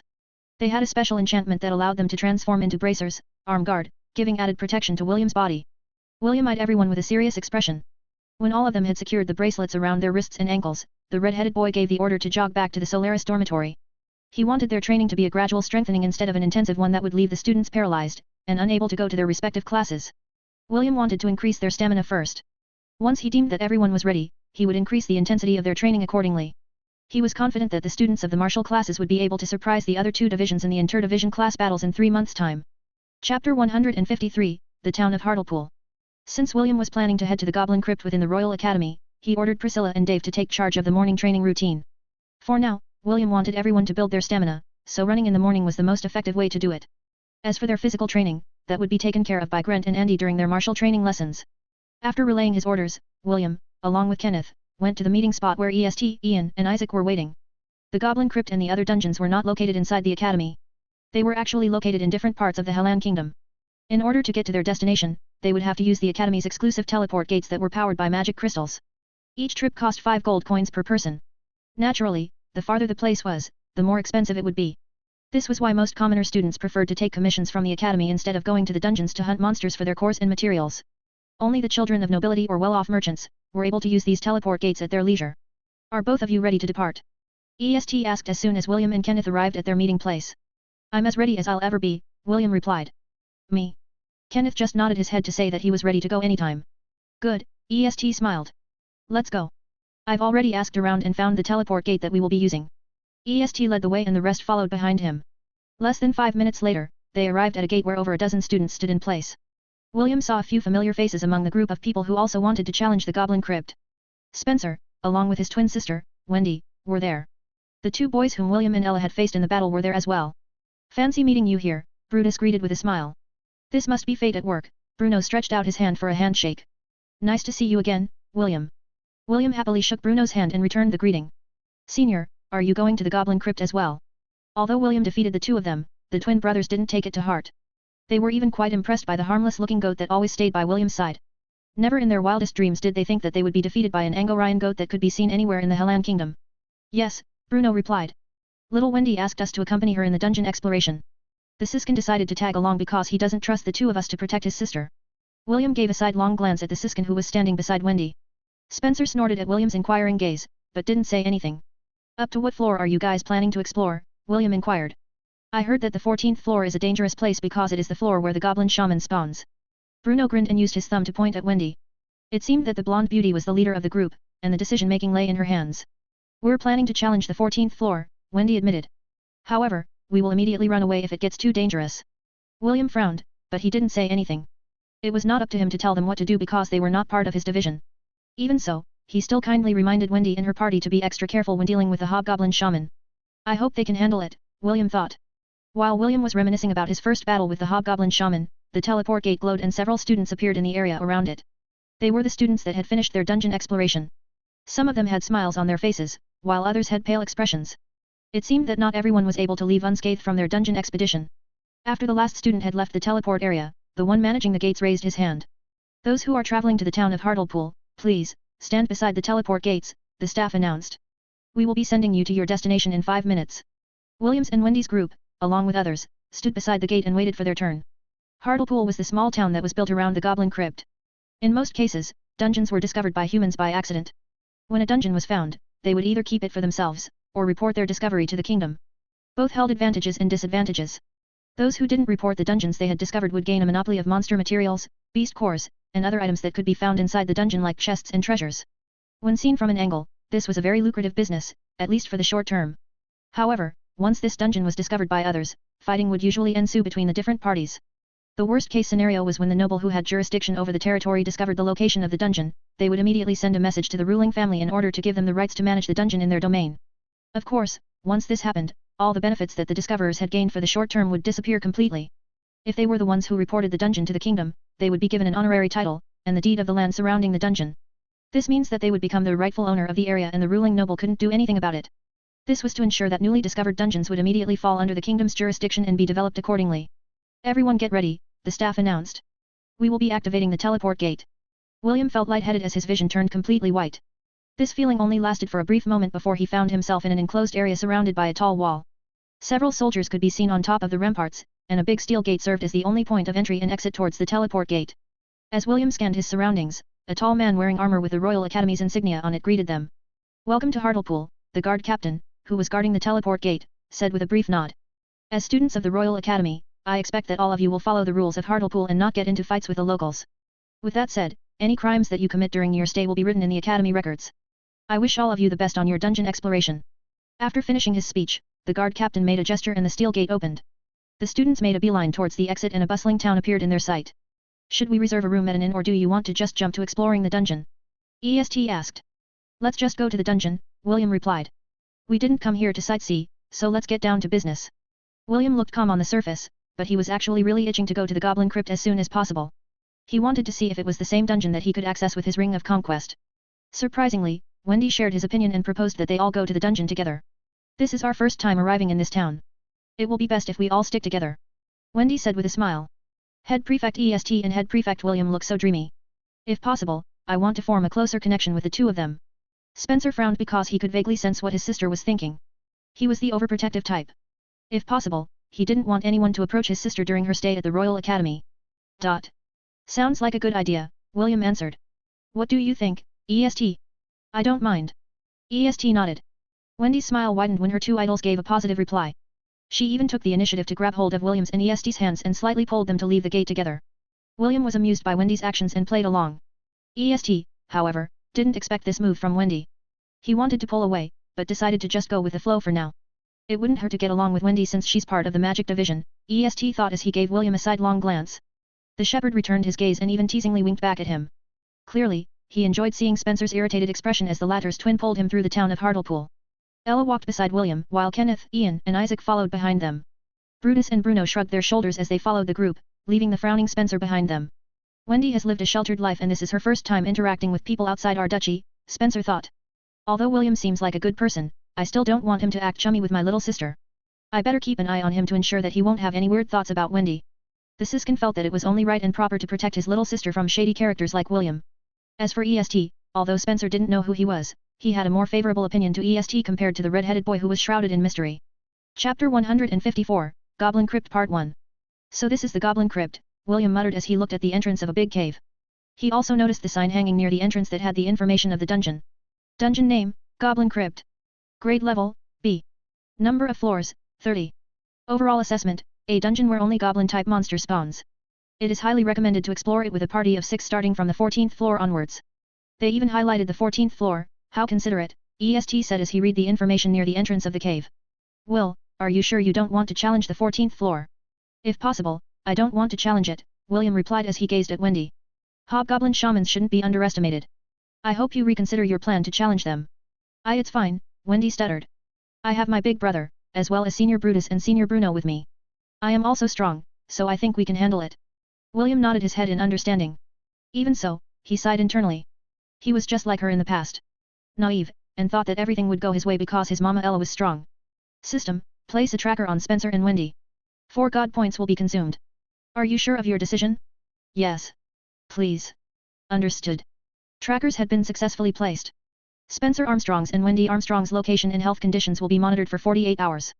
Thank you. The tracker tool of the system allowed William to put a special mark on anyone. This allowed him to know their general location as well as their current health condition. The maximum number of trackers that William could deploy at any given time was 10 and it consumed 2 god points per beast or person. It was one of the special functions of the system that was unlocked when William had acquired the Cavalier job class. It was a function meant to mark wild monsters that could be hunted down and tamed to become a mount for the Cavalier class.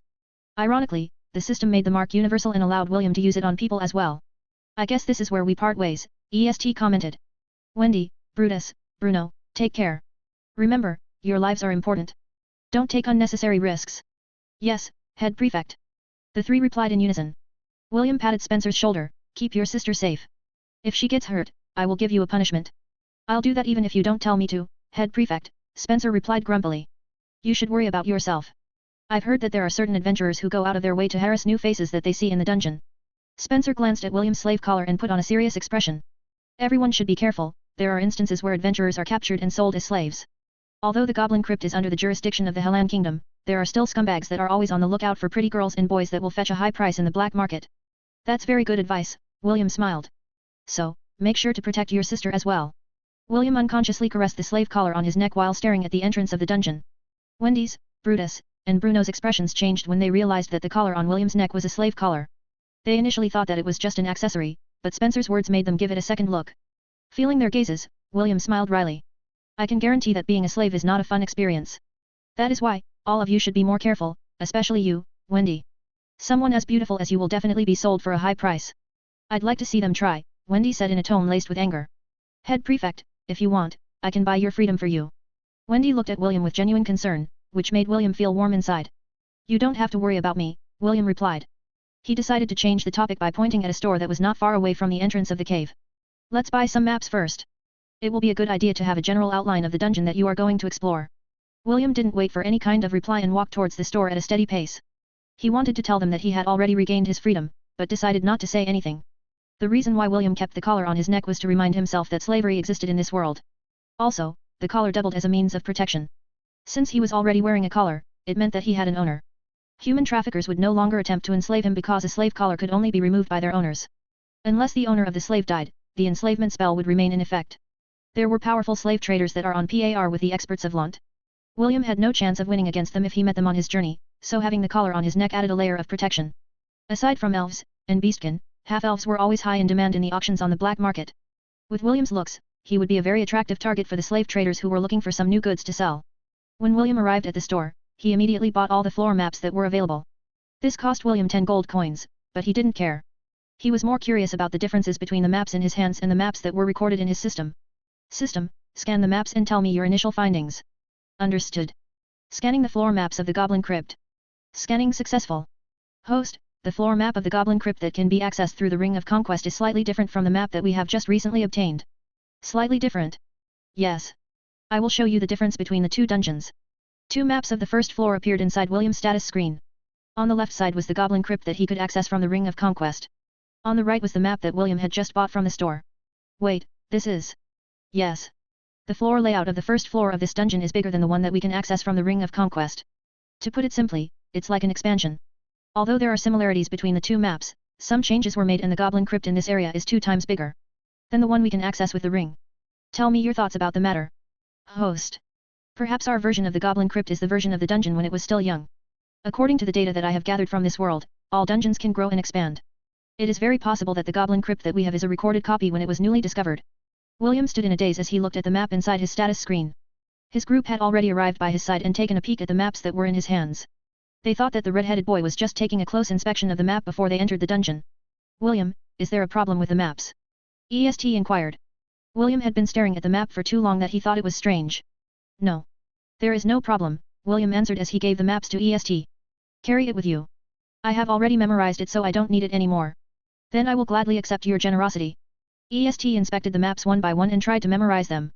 Spencer didn't want to waste any more time and decided to buy maps for their own party as well. Wendy could see the impatience on her big brother's face, so she decided to reluctantly bid her goodbyes to her 2 idols. William watched Wendy's retreating back as she entered the cave along with her party. She is a good girl, William said as he crossed his arms over his chest. Yes. She is a good girl, so stay away from her. Ian scoffed. What's wrong? Are you jealous? William gave Ian a teasing glance. I'm just worried that Wendy will bite off more than she can chew. You don't need to worry about her, Kenneth commented from the side.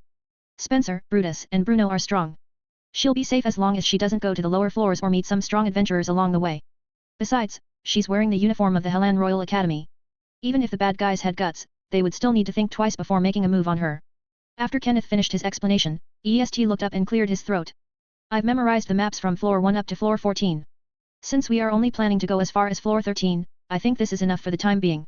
William nodded his head in agreement. Lead the way, party leader. Okay. EST smiled as he walked towards the entrance of the cave. William had passed the leadership role to EST because his only intention was to see the differences between his version of the Goblin Crypt and the dungeon in front of him. After walking deeper into the cave, William and his party met many parties who were busy killing goblins on the first floor. The goblins here are more numerous compared to my version of this dungeon, William thought as he scanned his surroundings. The system is right, this place is indeed bigger. As they walked towards the second floor, William noticed a single goblin standing in the distance. He immediately summoned his bow and quiver before pulling an arrow out from behind his back and taking aim. The goblin wasn't even able to cry out in pain as its body fell to the ground. A few seconds later, it turned into particles of light leaving a single ear on the place where it died. William's eyes widened when he saw the notification that appeared on his status screen after killing the goblin. EXP gained, 12. Chapter 155, Goblin Crypt Part 2. That was a good shot, EST praised. Why do you look so happy? Because it is more than 10, William, as the smile on his face widened. More than 10? What do you mean? You won't understand. How could he possibly tell his friends that over the past 4 years the highest experience points he gained from killing a monster was 10? Those 10 points could only be achieved by killing a goblin shaman, which was ranked between D and C. Depending on the skills it had learned, a goblin shaman could be at the peak of the D tier, or in the initial stages of rank C. Ella in her war ibex form could be classified as a level C, low, threat. The goblin shaman's threat level started at level D, high, and ended at level C, mid. Meaning, it was a threat that could potentially kill people who are unaware of its true strength. Since William, Ella, and the goats had trained to resist curses and dark magic, a goblin shaman was something that they could handle. Even so, after killing this dangerous creature, the amount of experience points that William gained would not surpass the number 10. That's why he became very emotional when an ordinary goblin gave him 12 experience points. System, did you notice? Yes. The experience points gained inside this dungeon and the one we can access through the Ring of Conquest have almost the same value. Although the experience here is a little lower, the difference is not that far apart. William agreed with the system's observation. Right now, there were 6 members in their party. William, Ella, EST, Kenneth, Ian, and Isaac. The experience points were split among the group, so the red-headed boy only received 12 experience points after killing 1 goblin. System, set the EXP allocation to the shepherd job class, William ordered. It would be best if we max it out as soon as possible. Understood. Experience points allocation is successfully transferred to the shepherd job class. Thank you. William sighed. He had long wanted to max out his main job class, but circumstances had prevented him from doing so. Shepherd LVL 28. Current job EXP, 42,400/91,207. Are you really okay? Kenneth inquired. Should we return when you're feeling better? I'm fine, William said as he wiped away the last tear stain on his face. Sorry, you saw a weird side of me just now. Let's continue our exploration. EST was still worried about William, but since the latter had said that he was fine, then he decided to continue their dungeon expedition. Our goal is to get to the 10th floor as soon as possible, EST explained. We will only kill the goblins along the way. Be wary of human parties that look suspicious. If any of you feel that something is wrong, feel free to give a warning. Everyone nodded their heads in agreement. Just like Spencer said, inside dungeons, it was not only the monsters that you needed to worry about. You also needed to protect your backs against humans. The progress of their group was quite smooth. They didn't meet that many goblins, and the parties they met along the way steered clear of them. After 3 hours inside the dungeon, they finally arrived at a bronze gate that marked the end of the 10th floor. According to the map, the first boss of this dungeon is the Hobgoblin leader, EST said with a serious expression. Its threat level is D, mid. It also summons 2 Hobgoblin warriors, and 2 Hobgoblin archers. Their threat level is D, low. William, Kenneth, I will let you deal with the archers. Ian, Isaac, you will deal with the Hobgoblin warriors. I will handle the leader. Understood. Me. The moment William's entire party entered the door, the bronze gate closed behind them. William had experienced this many times before, so he wasn't worried. EST, Ian, and Isaac, on the other hand, were looking around anxiously. Just like in William's memories, the boss room was similar to a coliseum. Torches lit up the sides, casting their eerie glow on the challengers. Suddenly, a mighty shout sounded at the far end of the coliseum and a hobgoblin jumped down from who knows where and landed in the middle of the battleground. William raised an eyebrow, because the hobgoblin leader that appeared was very different from the one he had battled inside his version of the goblin crypt. The hobgoblin leader that was standing in front of them was 2 meters tall. It held a sword in each hand. It was also wearing lightweight metal armor on its body, and the presence it revealed was that of a veteran fighter. 4 hobgoblins appeared beside it. 2 archers, and 2 warriors. Their threat level was leagues apart when compared to the boss fight that William had fought inside his version of the goblin crypt, many years ago. System, it seems that your guess was right. Yes. The monsters inside this dungeon are stronger compared to the ones that are available in our version of the goblin crypt. Dungeon growth, William mused before using his appraisal skill. Hobgoblin leader. Goblin race. Threat level, D, high. Cannot be added to the herd. After countless evolutions, the goblin race has finally given birth to a leader. The hobgoblin is born from the goblin race's desire to grow stronger. A hobgoblin leader is born to lead the hobgoblins to battle. If the hobgoblin leader is already this strong, then it is safe to assume that the goblin shaman is already at rank C, William frowned. The system had kindly reminded William that the threat level of the hobgoblin shaman would always be a level higher than the hobgoblin leader. Not only that, since the dungeon's monster composition had changed, it was very possible that on the 14th floor, the hobgoblin leader and hobgoblin shaman might be in the same group. If this was true, then they would really be fighting a strong team of monsters once they stepped onto the 14th floor. I'm worried about Wendy. How about Spencer, Brutus, and Bruno? Are you not worried about them? They're boys, why should I worry about them? William stood in place holding his bow and arrow. EST, Ian, Isaac, Kenneth, and Ella had charged towards their respective foes and engaged them in combat. William didn't intend to participate in this battle. His mama Ella was more than enough to dispatch the hobgoblin archer with ease. He was paying close attention to his friends' battles and would help them if needed. Kenneth's quick movements allowed him to close the gap between himself and the hobgoblin archer in order to engage it in close combat. Surprisingly, the hobgoblin archer used a short sword to parry Kenneth's attack.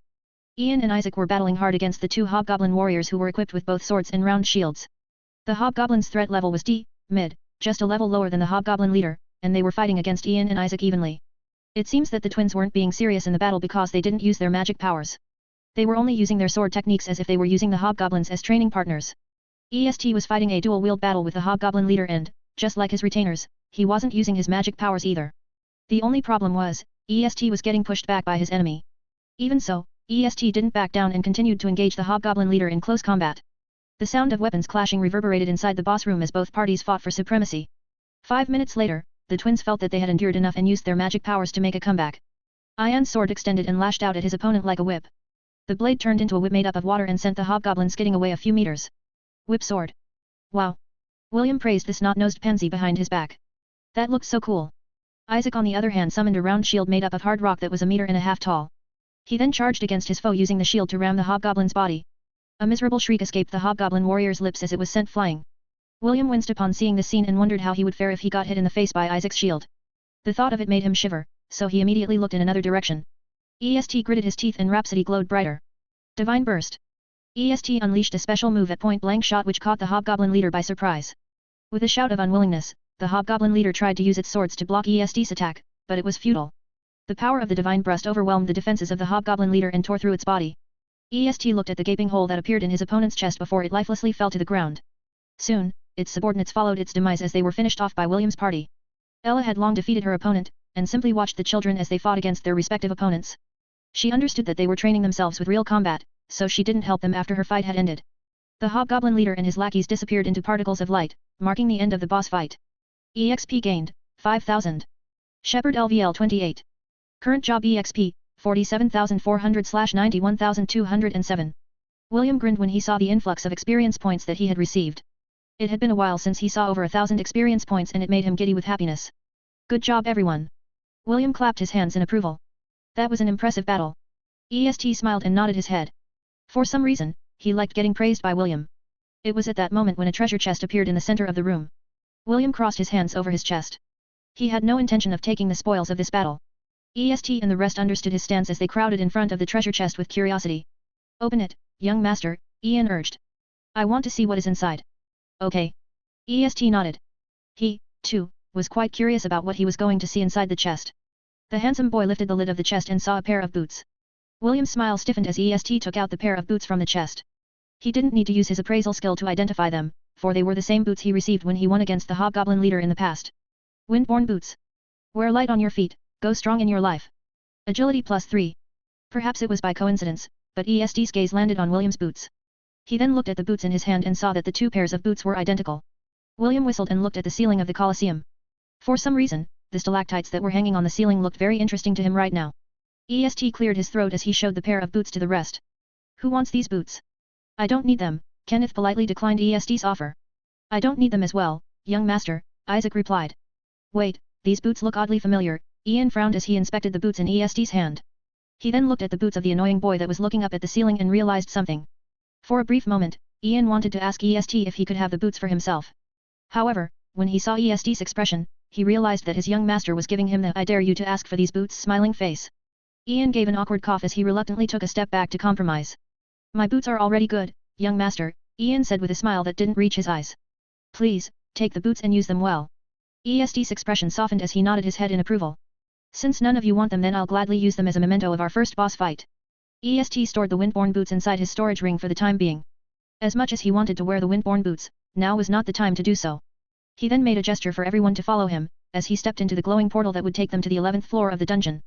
Chapter 156, Goblin Crypt Part 3. Meanwhile on the 11th floor of the Goblin Crypt, Wendy's team was fighting against 3 hobgoblin warriors. They had cleared the boss room half an hour earlier than William's party. Compared to the boss fight, the 3 hobgoblin warriors didn't stand a chance against the 4 powerful students of the Hellan Royal Academy. After cutting down the last hobgoblin, Spencer looked at his sister who was panting for breath. This was the first time she had gone inside a dungeon and she was not as experienced as him in conserving her strength. Brutus and Bruno, on the other hand, were in the same boat as Spencer. Aside from being older than the twins by 3 years, they had plenty of experience when it came to raiding dungeons. Although this was their first time visiting the Goblin Crypt, they were more proficient in conserving their physical and magical strength. The 3 boys silently agreed that they wouldn't interfere with Wendy's battle style. They were doing this in order to help her to understand that even if you were strong, you should know how to maximize your abilities by only using sufficient strength to end the battle. Going all out in each encounter would only exhaust you, and this was a fatal mistake when it came to any kind of dungeon exploration. As they waited for their leader to catch her breath, a party of adventurers also appeared at their location. The leader of the 6-man party was a brown-haired man who seemed to be in his mid-20s. He had average and sharp features that were quite common among mercenaries. Is this your group's first time coming here to the Goblin Crypt? The brown-haired man inquired. I've been here for a few years and this is the first time I've seen you guys. Are you perhaps students from the Royal Academy? Yes, Wendy replied before Spencer could stop her. We are from the Royal Academy. The brown-haired man smiled at the little beauty in front of him. We are planning to head to the 14th floor, Do you guys want to come along? No, Spencer walked between the brown-haired man and his sister. We plan to explore the dungeon at our own pace. Thank you for your offer. The brown-haired man gave a nod of understanding. My name is Kent. If you run into trouble on the 14th floor, come and find us in the eastern part of the dungeon. That is where we usually hunt during our stay here in the Goblin Crypt. Understood, Spencer replied before taking his sister's hand and pulling her in the opposite direction. Brutus and Bruno gave Kent a sidelong glance before following the brother and sister pair. They could tell that the brown-haired guy was trouble and didn't want to form any connection with him. Kent watched them go with a smile on his face. He then made a gesture to his men to continue their journey towards the lower floors. Whether Wendy's team went to the 14th floor or not, they didn't really care.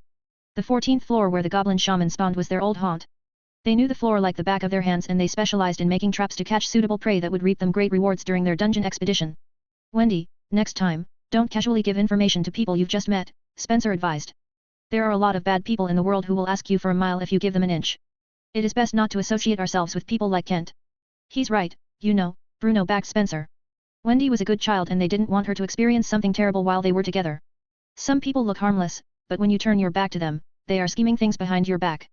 Just a glance and I can already tell that the brown-haired guy is bad news. Brutus nodded. If we meet them again, it will be best if you leave the talking to us. You understood, Wendy stuttered. Although she was inexperienced and naive, she could tell that her big brother and her seniors meant well. If they said that Kent was not a good person then they must have a reason for their stance.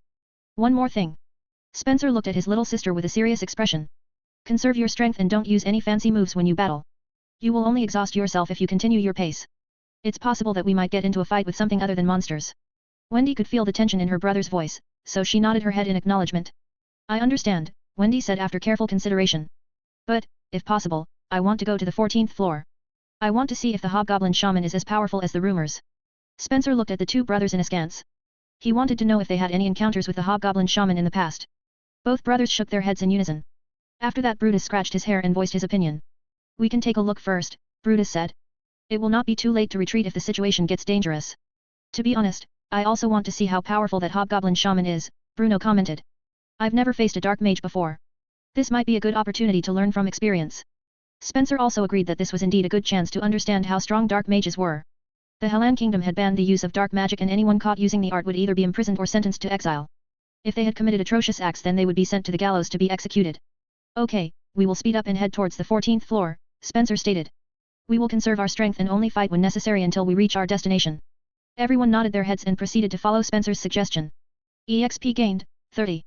EXP gained, 30. EXP gained, 30. I never expected hobgoblins to be this strong, EST muttered after Kenneth, Ian, and Isaac disposed of the 3 hobgoblin fighters who blocked their path. It seems that the groupings on this floor are 3 hobgoblins per party, Kenneth said while picking up the hobgoblin ears that dropped on the ground. They were the monster drops from the hobgoblins and could be exchanged at the Adventurers Guild or the Alchemist Guild for a few coins. This is interesting, William thought. The hobgoblins don't drop anything inside my version of the Goblin Crypt. They are there purely for experience points. William had long thought that the purpose of the Ring of Conquest was for training purposes. Perhaps, it was even meant for leveling purposes. This realization brought a couple of questions in his mind. Just who was the one who made the Ring of Conquest and for what purpose? William had a hunch, but this hunch only brought more questions that he couldn't answer at the moment. Perhaps, I'll only know the answer once I have a proper talk with Gramps. William sighed internally. Now that it had come to this, he wanted to know how his father, Maxwell, got his hands on the ring. William was also curious to know how his father used the ring to his advantage. He had only heard that his father had single-handedly prevented the demon race from invading the Silver Moon continent. As to how he did it, perhaps only his grandpa James, and his mother, Arwen, could answer the mystery that had plagued him since childhood. The group continued to head deeper inside the Goblin Crypt. Just like Wendy's party, he wanted to know just how strong the hobgoblin shaman of this dungeon was. Little did he know that the monster who almost ended his life 4 years ago, was far scarier than he could ever imagine. Chapter 157, Goblin Crypt Part 4. Why? Why did it come to this? Spencer gazed at his twin sister who was being stripped of her clothing by one of the hobgoblin warriors. Wendy was unconscious and was not aware of the fate that was about to befall her. Wendy. Spencer tried to move his body to save his little sister. However, a foot pushed him back down. The young boy raised his head, only to find a gnarled staff pointed at his forehead. The hobgoblin shaman said a word, and Spencer instantly felt drowsy. The strong urge to sleep corroded his willpower, and before long, his body gave way as his consciousness sank into darkness. However, before he lost his consciousness entirely, he managed to activate the emblem on his uniform, and prayed that someone would be able to come and save his little sister from harm. As Spencer laid on the ground, unmoving, the other hobgoblin warriors had gathered around the unconscious girl. Lust could be seen in their eyes as they looked at the young and slender lady who would soon become their new broodmare. When the hobgoblins were about to do the deed, 2 whips of dark magic lashed out at them from the shadows. The hobgoblin warriors cried out in pain as they were all sent flying into the wall of the dungeon. A hobgoblin shaman who was a meter taller than the other hobgoblins appeared in the passageway. It carried a jeweled bronze staff in its hand, and its light green eyes glowed with power.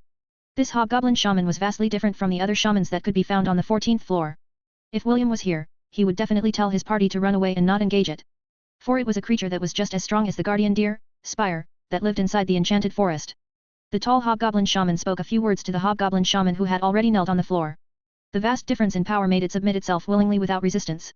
The tall hobgoblin shaman ordered the other hobgoblins to carry the children and send them to where the other captives were being held. It also explicitly ordered the hobgoblins not to touch Wendy, for its master had already set his eyes on her. Although the hobgoblin warriors were reluctant, they didn't dare defy the shaman's orders. Spencer, Brutus, and Bruno were carried like a sack of goods on the hobgoblin warriors' shoulders. The tall hobgoblin shaman personally picked up Wendy in a princess carry as it took her to the place where its master had gathered the other captives. When they arrived at the location, the shaman covered Wendy's body with a robe, before placing her inside a cage. Spencer and the rest were also locked up in different cages. After seeing that everything was in order, the hobgoblin shaman cast a deep slumber spell on all the captives, so that they would continue to sleep. Its master had already made his own arrangements and it only needed to play its role for its master's sake. Suddenly, it received a new order from its master to leave the 14th floor and head towards the 15th floor as soon as possible. Its master added that it should continue to travel to the 19th floor and stay there until further notice. Although the hobgoblin shaman was confused by this new order, it still followed it without fail. Clearly, its master didn't want anyone to know of its existence. It was a creature that roamed between the 14th and 19th floors of the dungeon to do its master's bidding. The reason for its existence was to provide its master with new slaves that its subordinates had captured inside the dungeon. That was the role it played, and it was more than happy to do its master's bidding. Let's hurry. William urged his party as they ran across the 14th floor of the dungeon. Along the way, students of the academy that were also on the same floor followed behind them. They had received a distress call coming from a student, and it was standard procedure to come to their aid. This was a strict rule that was implemented in the Helan Royal Academy when a batch of students were exploring a dungeon. They were duty-bound to rescue their schoolmates once the distress signal had been activated. Right now, more than 20 students of the Royal Academy, ranging from first years up to third years, were heading to the spot where the signal had been sent. Kent had noticed their movements and a slight frown appeared on his face. He, and his group, followed behind the students and asked them what was happening. The student he asked briefly mentioned the situation. Kent listened patiently and nodded his head in understanding. His group's expression suddenly became serious, but Kent gave them all a stare that shut them up. Kent placed his hand inside his pocket and touched a red jewel the size of a quail's egg. A minute later, he removed his hand from the pocket and continued to follow the students who were making their way to the western part of the dungeon. A third-year martial student was in the lead as he held his sword in his hand. He spotted 2 hobgoblin shamans ahead as well as 6 hobgoblin warriors. He immediately gave his party the order to attack and ensure that they would be finished off as quickly as possible. These third years were a regular party that explored the goblin crypt. They could be called veterans when fighting against hobgoblin shamans and they took the lead in rescuing their fellow students. The hobgoblin shamans fired their curses, but they were easily intercepted by the magic of the clerics who were among the group of students. The numerical advantage played in their favor as they disposed of all the monsters that blocked their way. The group stopped at an intersection where the path was divided into 3. They didn't randomly choose a direction. Instead, they asked the red-headed boy where they needed to go. Where should we go next? The third-year martial student, Harrison, asked William, who seemed to be aware of the missing student's location. The left one, William replied. My friends are only 200 meters away from our location. We're almost there. Harrison nodded and led the way. 5 minutes later, they found several hobgoblin warriors who seemed to be guarding a man-made enclosure. There was no need to say anything and a fight broke out immediately. William and his party joined the clash. All of them were feeling anxious because they knew the identities of the missing students. Surprisingly, there were no hobgoblin shamans present in the enclosure. The dozen hobgoblin warriors were easily dealt with in Harrison, and the other students destroyed the cages where several people lay unconscious. Wendy. Wake up. EST held the unconscious girl's shoulder as he shook her awake. Wake up. He was very careful in shaking her, for the girl had only a robe draped over her body. EST's senses had told him that aside from being completely naked, Wendy was still a pure maiden. The hobgoblins weren't able to taint her, which made William and the others sigh in relief. Chapter 158, Goblin Crypt End. Please stand aside. A third-year student, who seemed to be a cleric, tapped EST's shoulder. She's under a powerful sleep spell. Normal means won't wake her up. The holy magic of clerics were powerful counters for dark magic and curses. Usually, when a group tried to fight against creatures who wielded dark magic, bringing a cleric would increase their chances of not getting wiped out in a battle. EST nodded his head in understanding and stepped away. The lady student pressed her hand over Wendy's forehead and chanted. Dispel, the lady said as her hand glowed with magical power. When the glow receded, Wendy's eyelids fluttered. She then opened her eyes and looked around in a daze. Wendy, can you remember what happened? EST asked immediately after Wendy opened her eyes. Head. Prefect. Wendy was still half awake and couldn't process the current situation. The lady cleric sighed and gave EST the "I'll leave this to you" look. She then stood up and went to check the other captives for injuries. EST took out a blanket from his storage ring and wrapped it firmly around the young lady who was still in a daze. Kenneth, Ian, and Isaac made a protective perimeter around them to prevent anyone from sneaking glances at Wendy. While EST was trying to get answers from Wendy, William was interrogating Spencer, who had woken up a minute earlier than his twin sister. He had seen Wendy's state and almost made a commotion. Fortunately, William was there. The shepherd immediately delivered a punch to Spencer's stomach which rendered him unable to move due to pain. While the boy was curled up like a shrimp, William told him that his sister was unharmed. After hearing William's explanation, Spencer finally calmed down and cooperated with William's interrogation. 2 whips that seemed to be made from dark energy attacked you from your blind spots and allowed the goblin shaman to fire its curses at all of you. William frowned. Also, you saw hands materialized out of thin air that helped the goblin shaman rain down curses on your group? Are you sure this is what you saw? I'm sure of it, head prefect, Spencer answered firmly. I swear it to the gods. Calm down, William patted his shoulder. I'm not saying that I don't believe you. I'm just trying to understand how your party ended up in this manner. William didn't doubt Spencer's words, because he was very familiar with the sneak attack that rendered them unable to battle. The 2 skills Spencer mentioned were 2 of the high-end skills that belonged to the Dark Mage job class. Spectral Hand. 10 mana points. Summons a ghostly hand that moves as you desire, allowing you to deliver low-level, touch-range spells at a distance. The Spectral Hand is also able to use Dark Whip. Dark Whip. 10 mana points. Conjures a whip of dark energy. Can be used to attack, defend, or let the user maneuver over the terrain. No more than 2 dark whips can be created at a time. Damage dealt is equivalent to Intelligence x2. William had used these 2 skills when he fought against the Cyclops inside the Trial of Courage. He was well aware of how flexible these 2 attacks were. However, based on Spencer's story, the Hobgoblin Shaman they fought were not able to use these 2 abilities. That only meant one thing. There was a high-tier Hobgoblin Shaman that attacked them from the shadows. As William continued his interrogation, the clerics among the students had woken everyone from their slumber. Aside from Spencer, Wendy, Brutus, and Bruno, there were 12 other people who had become captives of the Hobgoblin warriors. These people were locals of Hartlepool and had only come to the 14th floor to try their luck in getting better monster drops. Harrison scanned the surroundings with a grim expression. As someone who was familiar with the hobgoblins of the Goblin Crypt, he found the hobgoblins' actions very unnatural. Goblins were well known to only capture female adventurers, and dispose of the men. They used these women in order to breed and increase their numbers, so capturing the girls was understandable. What he didn't understand was why the goblins spared the men. Aside from superficial injuries, most of them were unscathed. Also, the cages where the captives were locked up were well made. It was impossible for hobgoblins to create such cages, which only led to one thing. They were created by humans. Both of you are head prefects, correct? Harrison asked EST and William, who were tending to their friends. Yes, EST answered. William nodded his head. Immediately notify the school and ask them to send a team to investigate, Harrison. Tell them that there's a possibility of foul play inside the dungeon. Foul play was the code word that someone was capturing adventurers to be sold as slaves. This was a common thing in most dungeon towns and cities, and that meant that the officials managing the dungeon were in cahoots with the slave traders. When this violation was proven true by the officers of the king, all violators would be sent to the kingdom's mining areas where they would spend the rest of their lives mining for ores. A brief flash of killing intent flashed across Kent's eyes, but disappeared the next moment. He was regretting the fact that he had targeted the students of the Royal Academy. I need to ensure that I leave no traces behind, Kent thought as he gestured for his men to leave the area. I have to keep a low profile for the time being. Kent activated the teleport crystal in his hand, which would send him back to the entrance of the dungeon.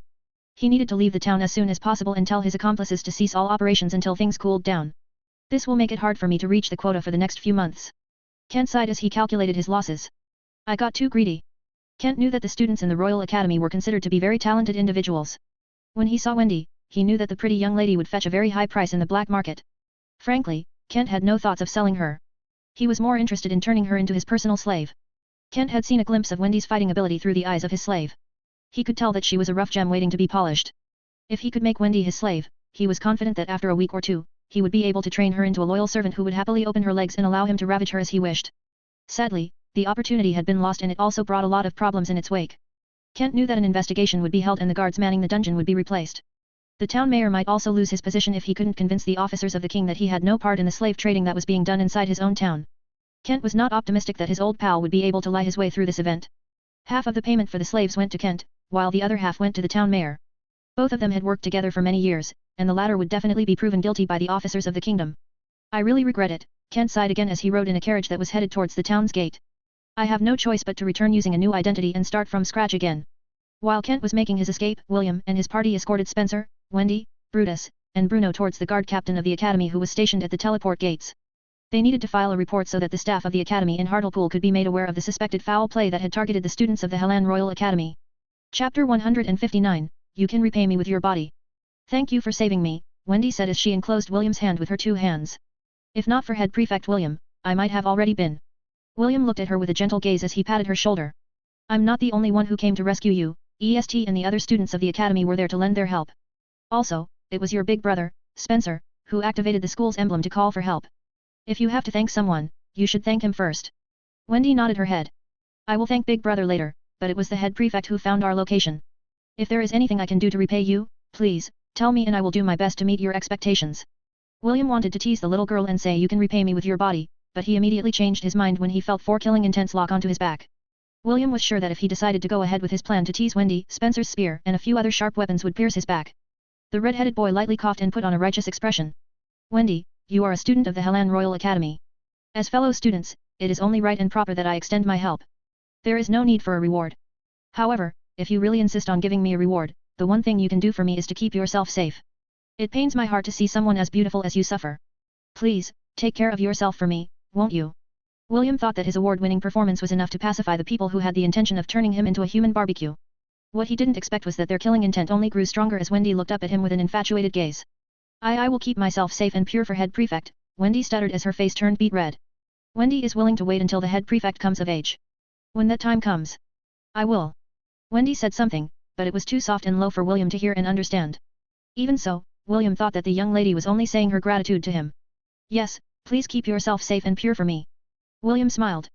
I like Wendy, so I hope that you will grow up to be a strong and beautiful lady that will protect the weak from those who try to oppress them. Like? Head prefect likes me. You bet. I really like Wendy a lot. I like you, too, head prefect. The feeling is mutual then. William chuckled. Suddenly, William's sixth sense screamed of danger as all the hairs at the back of his neck stood on end. The shepherd immediately jumped to the side as he evaded the spear, that was thrust at his back, by mere centimeters. Big brother. What are you doing? Wendy raised her voice in anger. How dare you get in the way of my intimate moment with head prefect William? Tisk. Spencer clicked his tongue because he missed his target. I'm sorry, head prefect. My spear suddenly moved on its own. I apologize if I scared you. Ha ha ha. Don't worry, I'm not hurt. Just be careful next time. William nodded his head in understanding.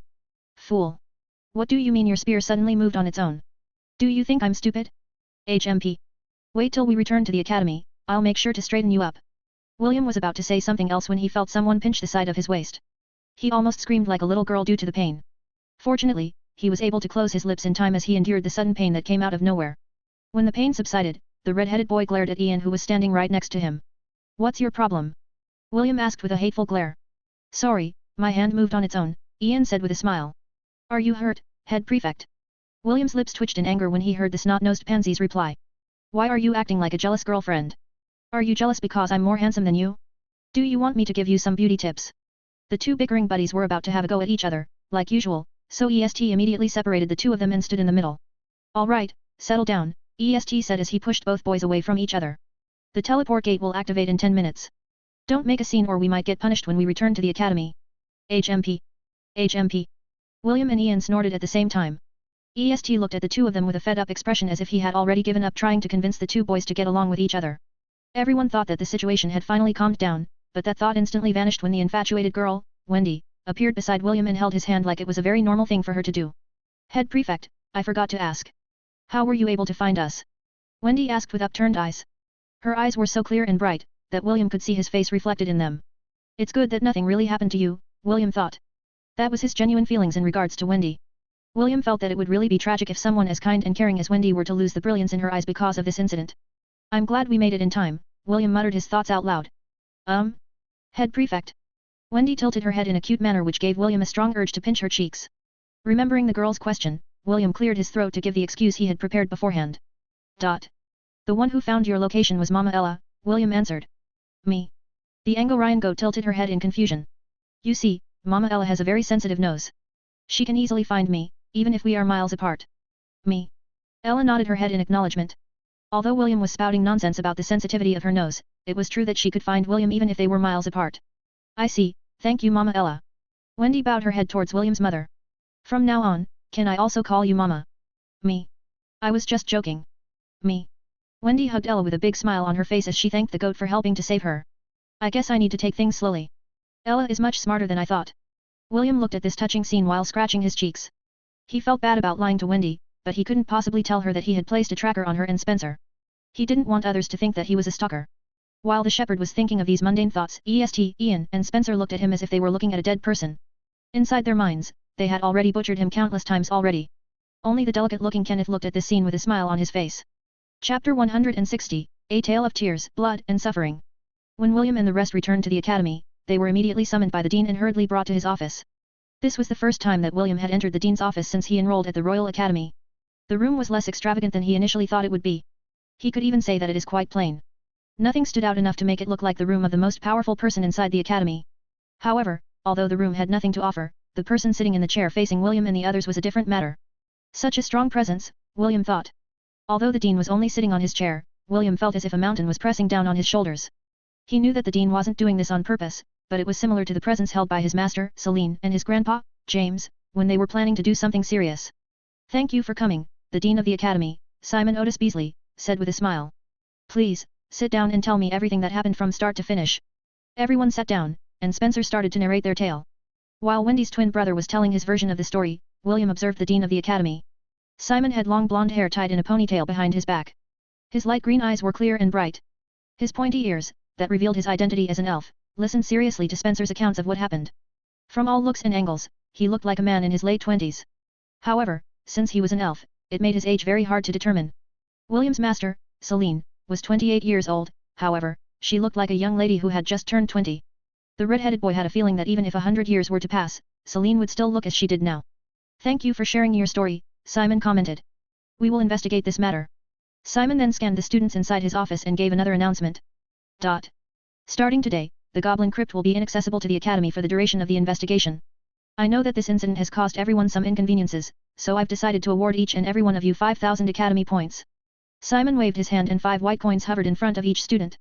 The Academy will not turn a blind eye on everyone's heroic efforts. I pray that in the future, you will continue to protect the safety of the students of the Royal Academy and uphold our dignity. The eyes of the third years widened when they saw the 5 white coins floating in front of them. Each white coin was equivalent to 1,000 Academy points. Usually, you could only earn 1,000 points once you finished 4 to 5 missions on the Academy's bulletin board. Aside from the first years, who didn't know how lucky they were, the rest of the students were feeling giddy because a meat pie had fallen from the sky. With this, they would be able to exchange for rare skills, weapons, armors, accessories, and many more items that were only exclusive in the exchange office of the Royal Academy. Before I forget. Simon cleared his throat. This matter will be confidential. Don't tell anyone what happened inside the dungeon. We don't want the perpetrators to get wind of our investigation, so all of you must act accordingly. Do I make myself clear? Yes, sir. Good. Simon nodded his head. All of you may leave, except for Mr. Ainsworth. I still have a few questions to ask you. EST and the others gave William a glance before leaving the room. When the door of the office closed, only 2 people and 1 goat remained inside Simon's office. William didn't know why the dean asked him to stay. The latter busied himself in preparing tea, leaving William to ponder Simon's intention. 10 minutes later, Simon poured 2 cups of tea and placed one of them in front of William.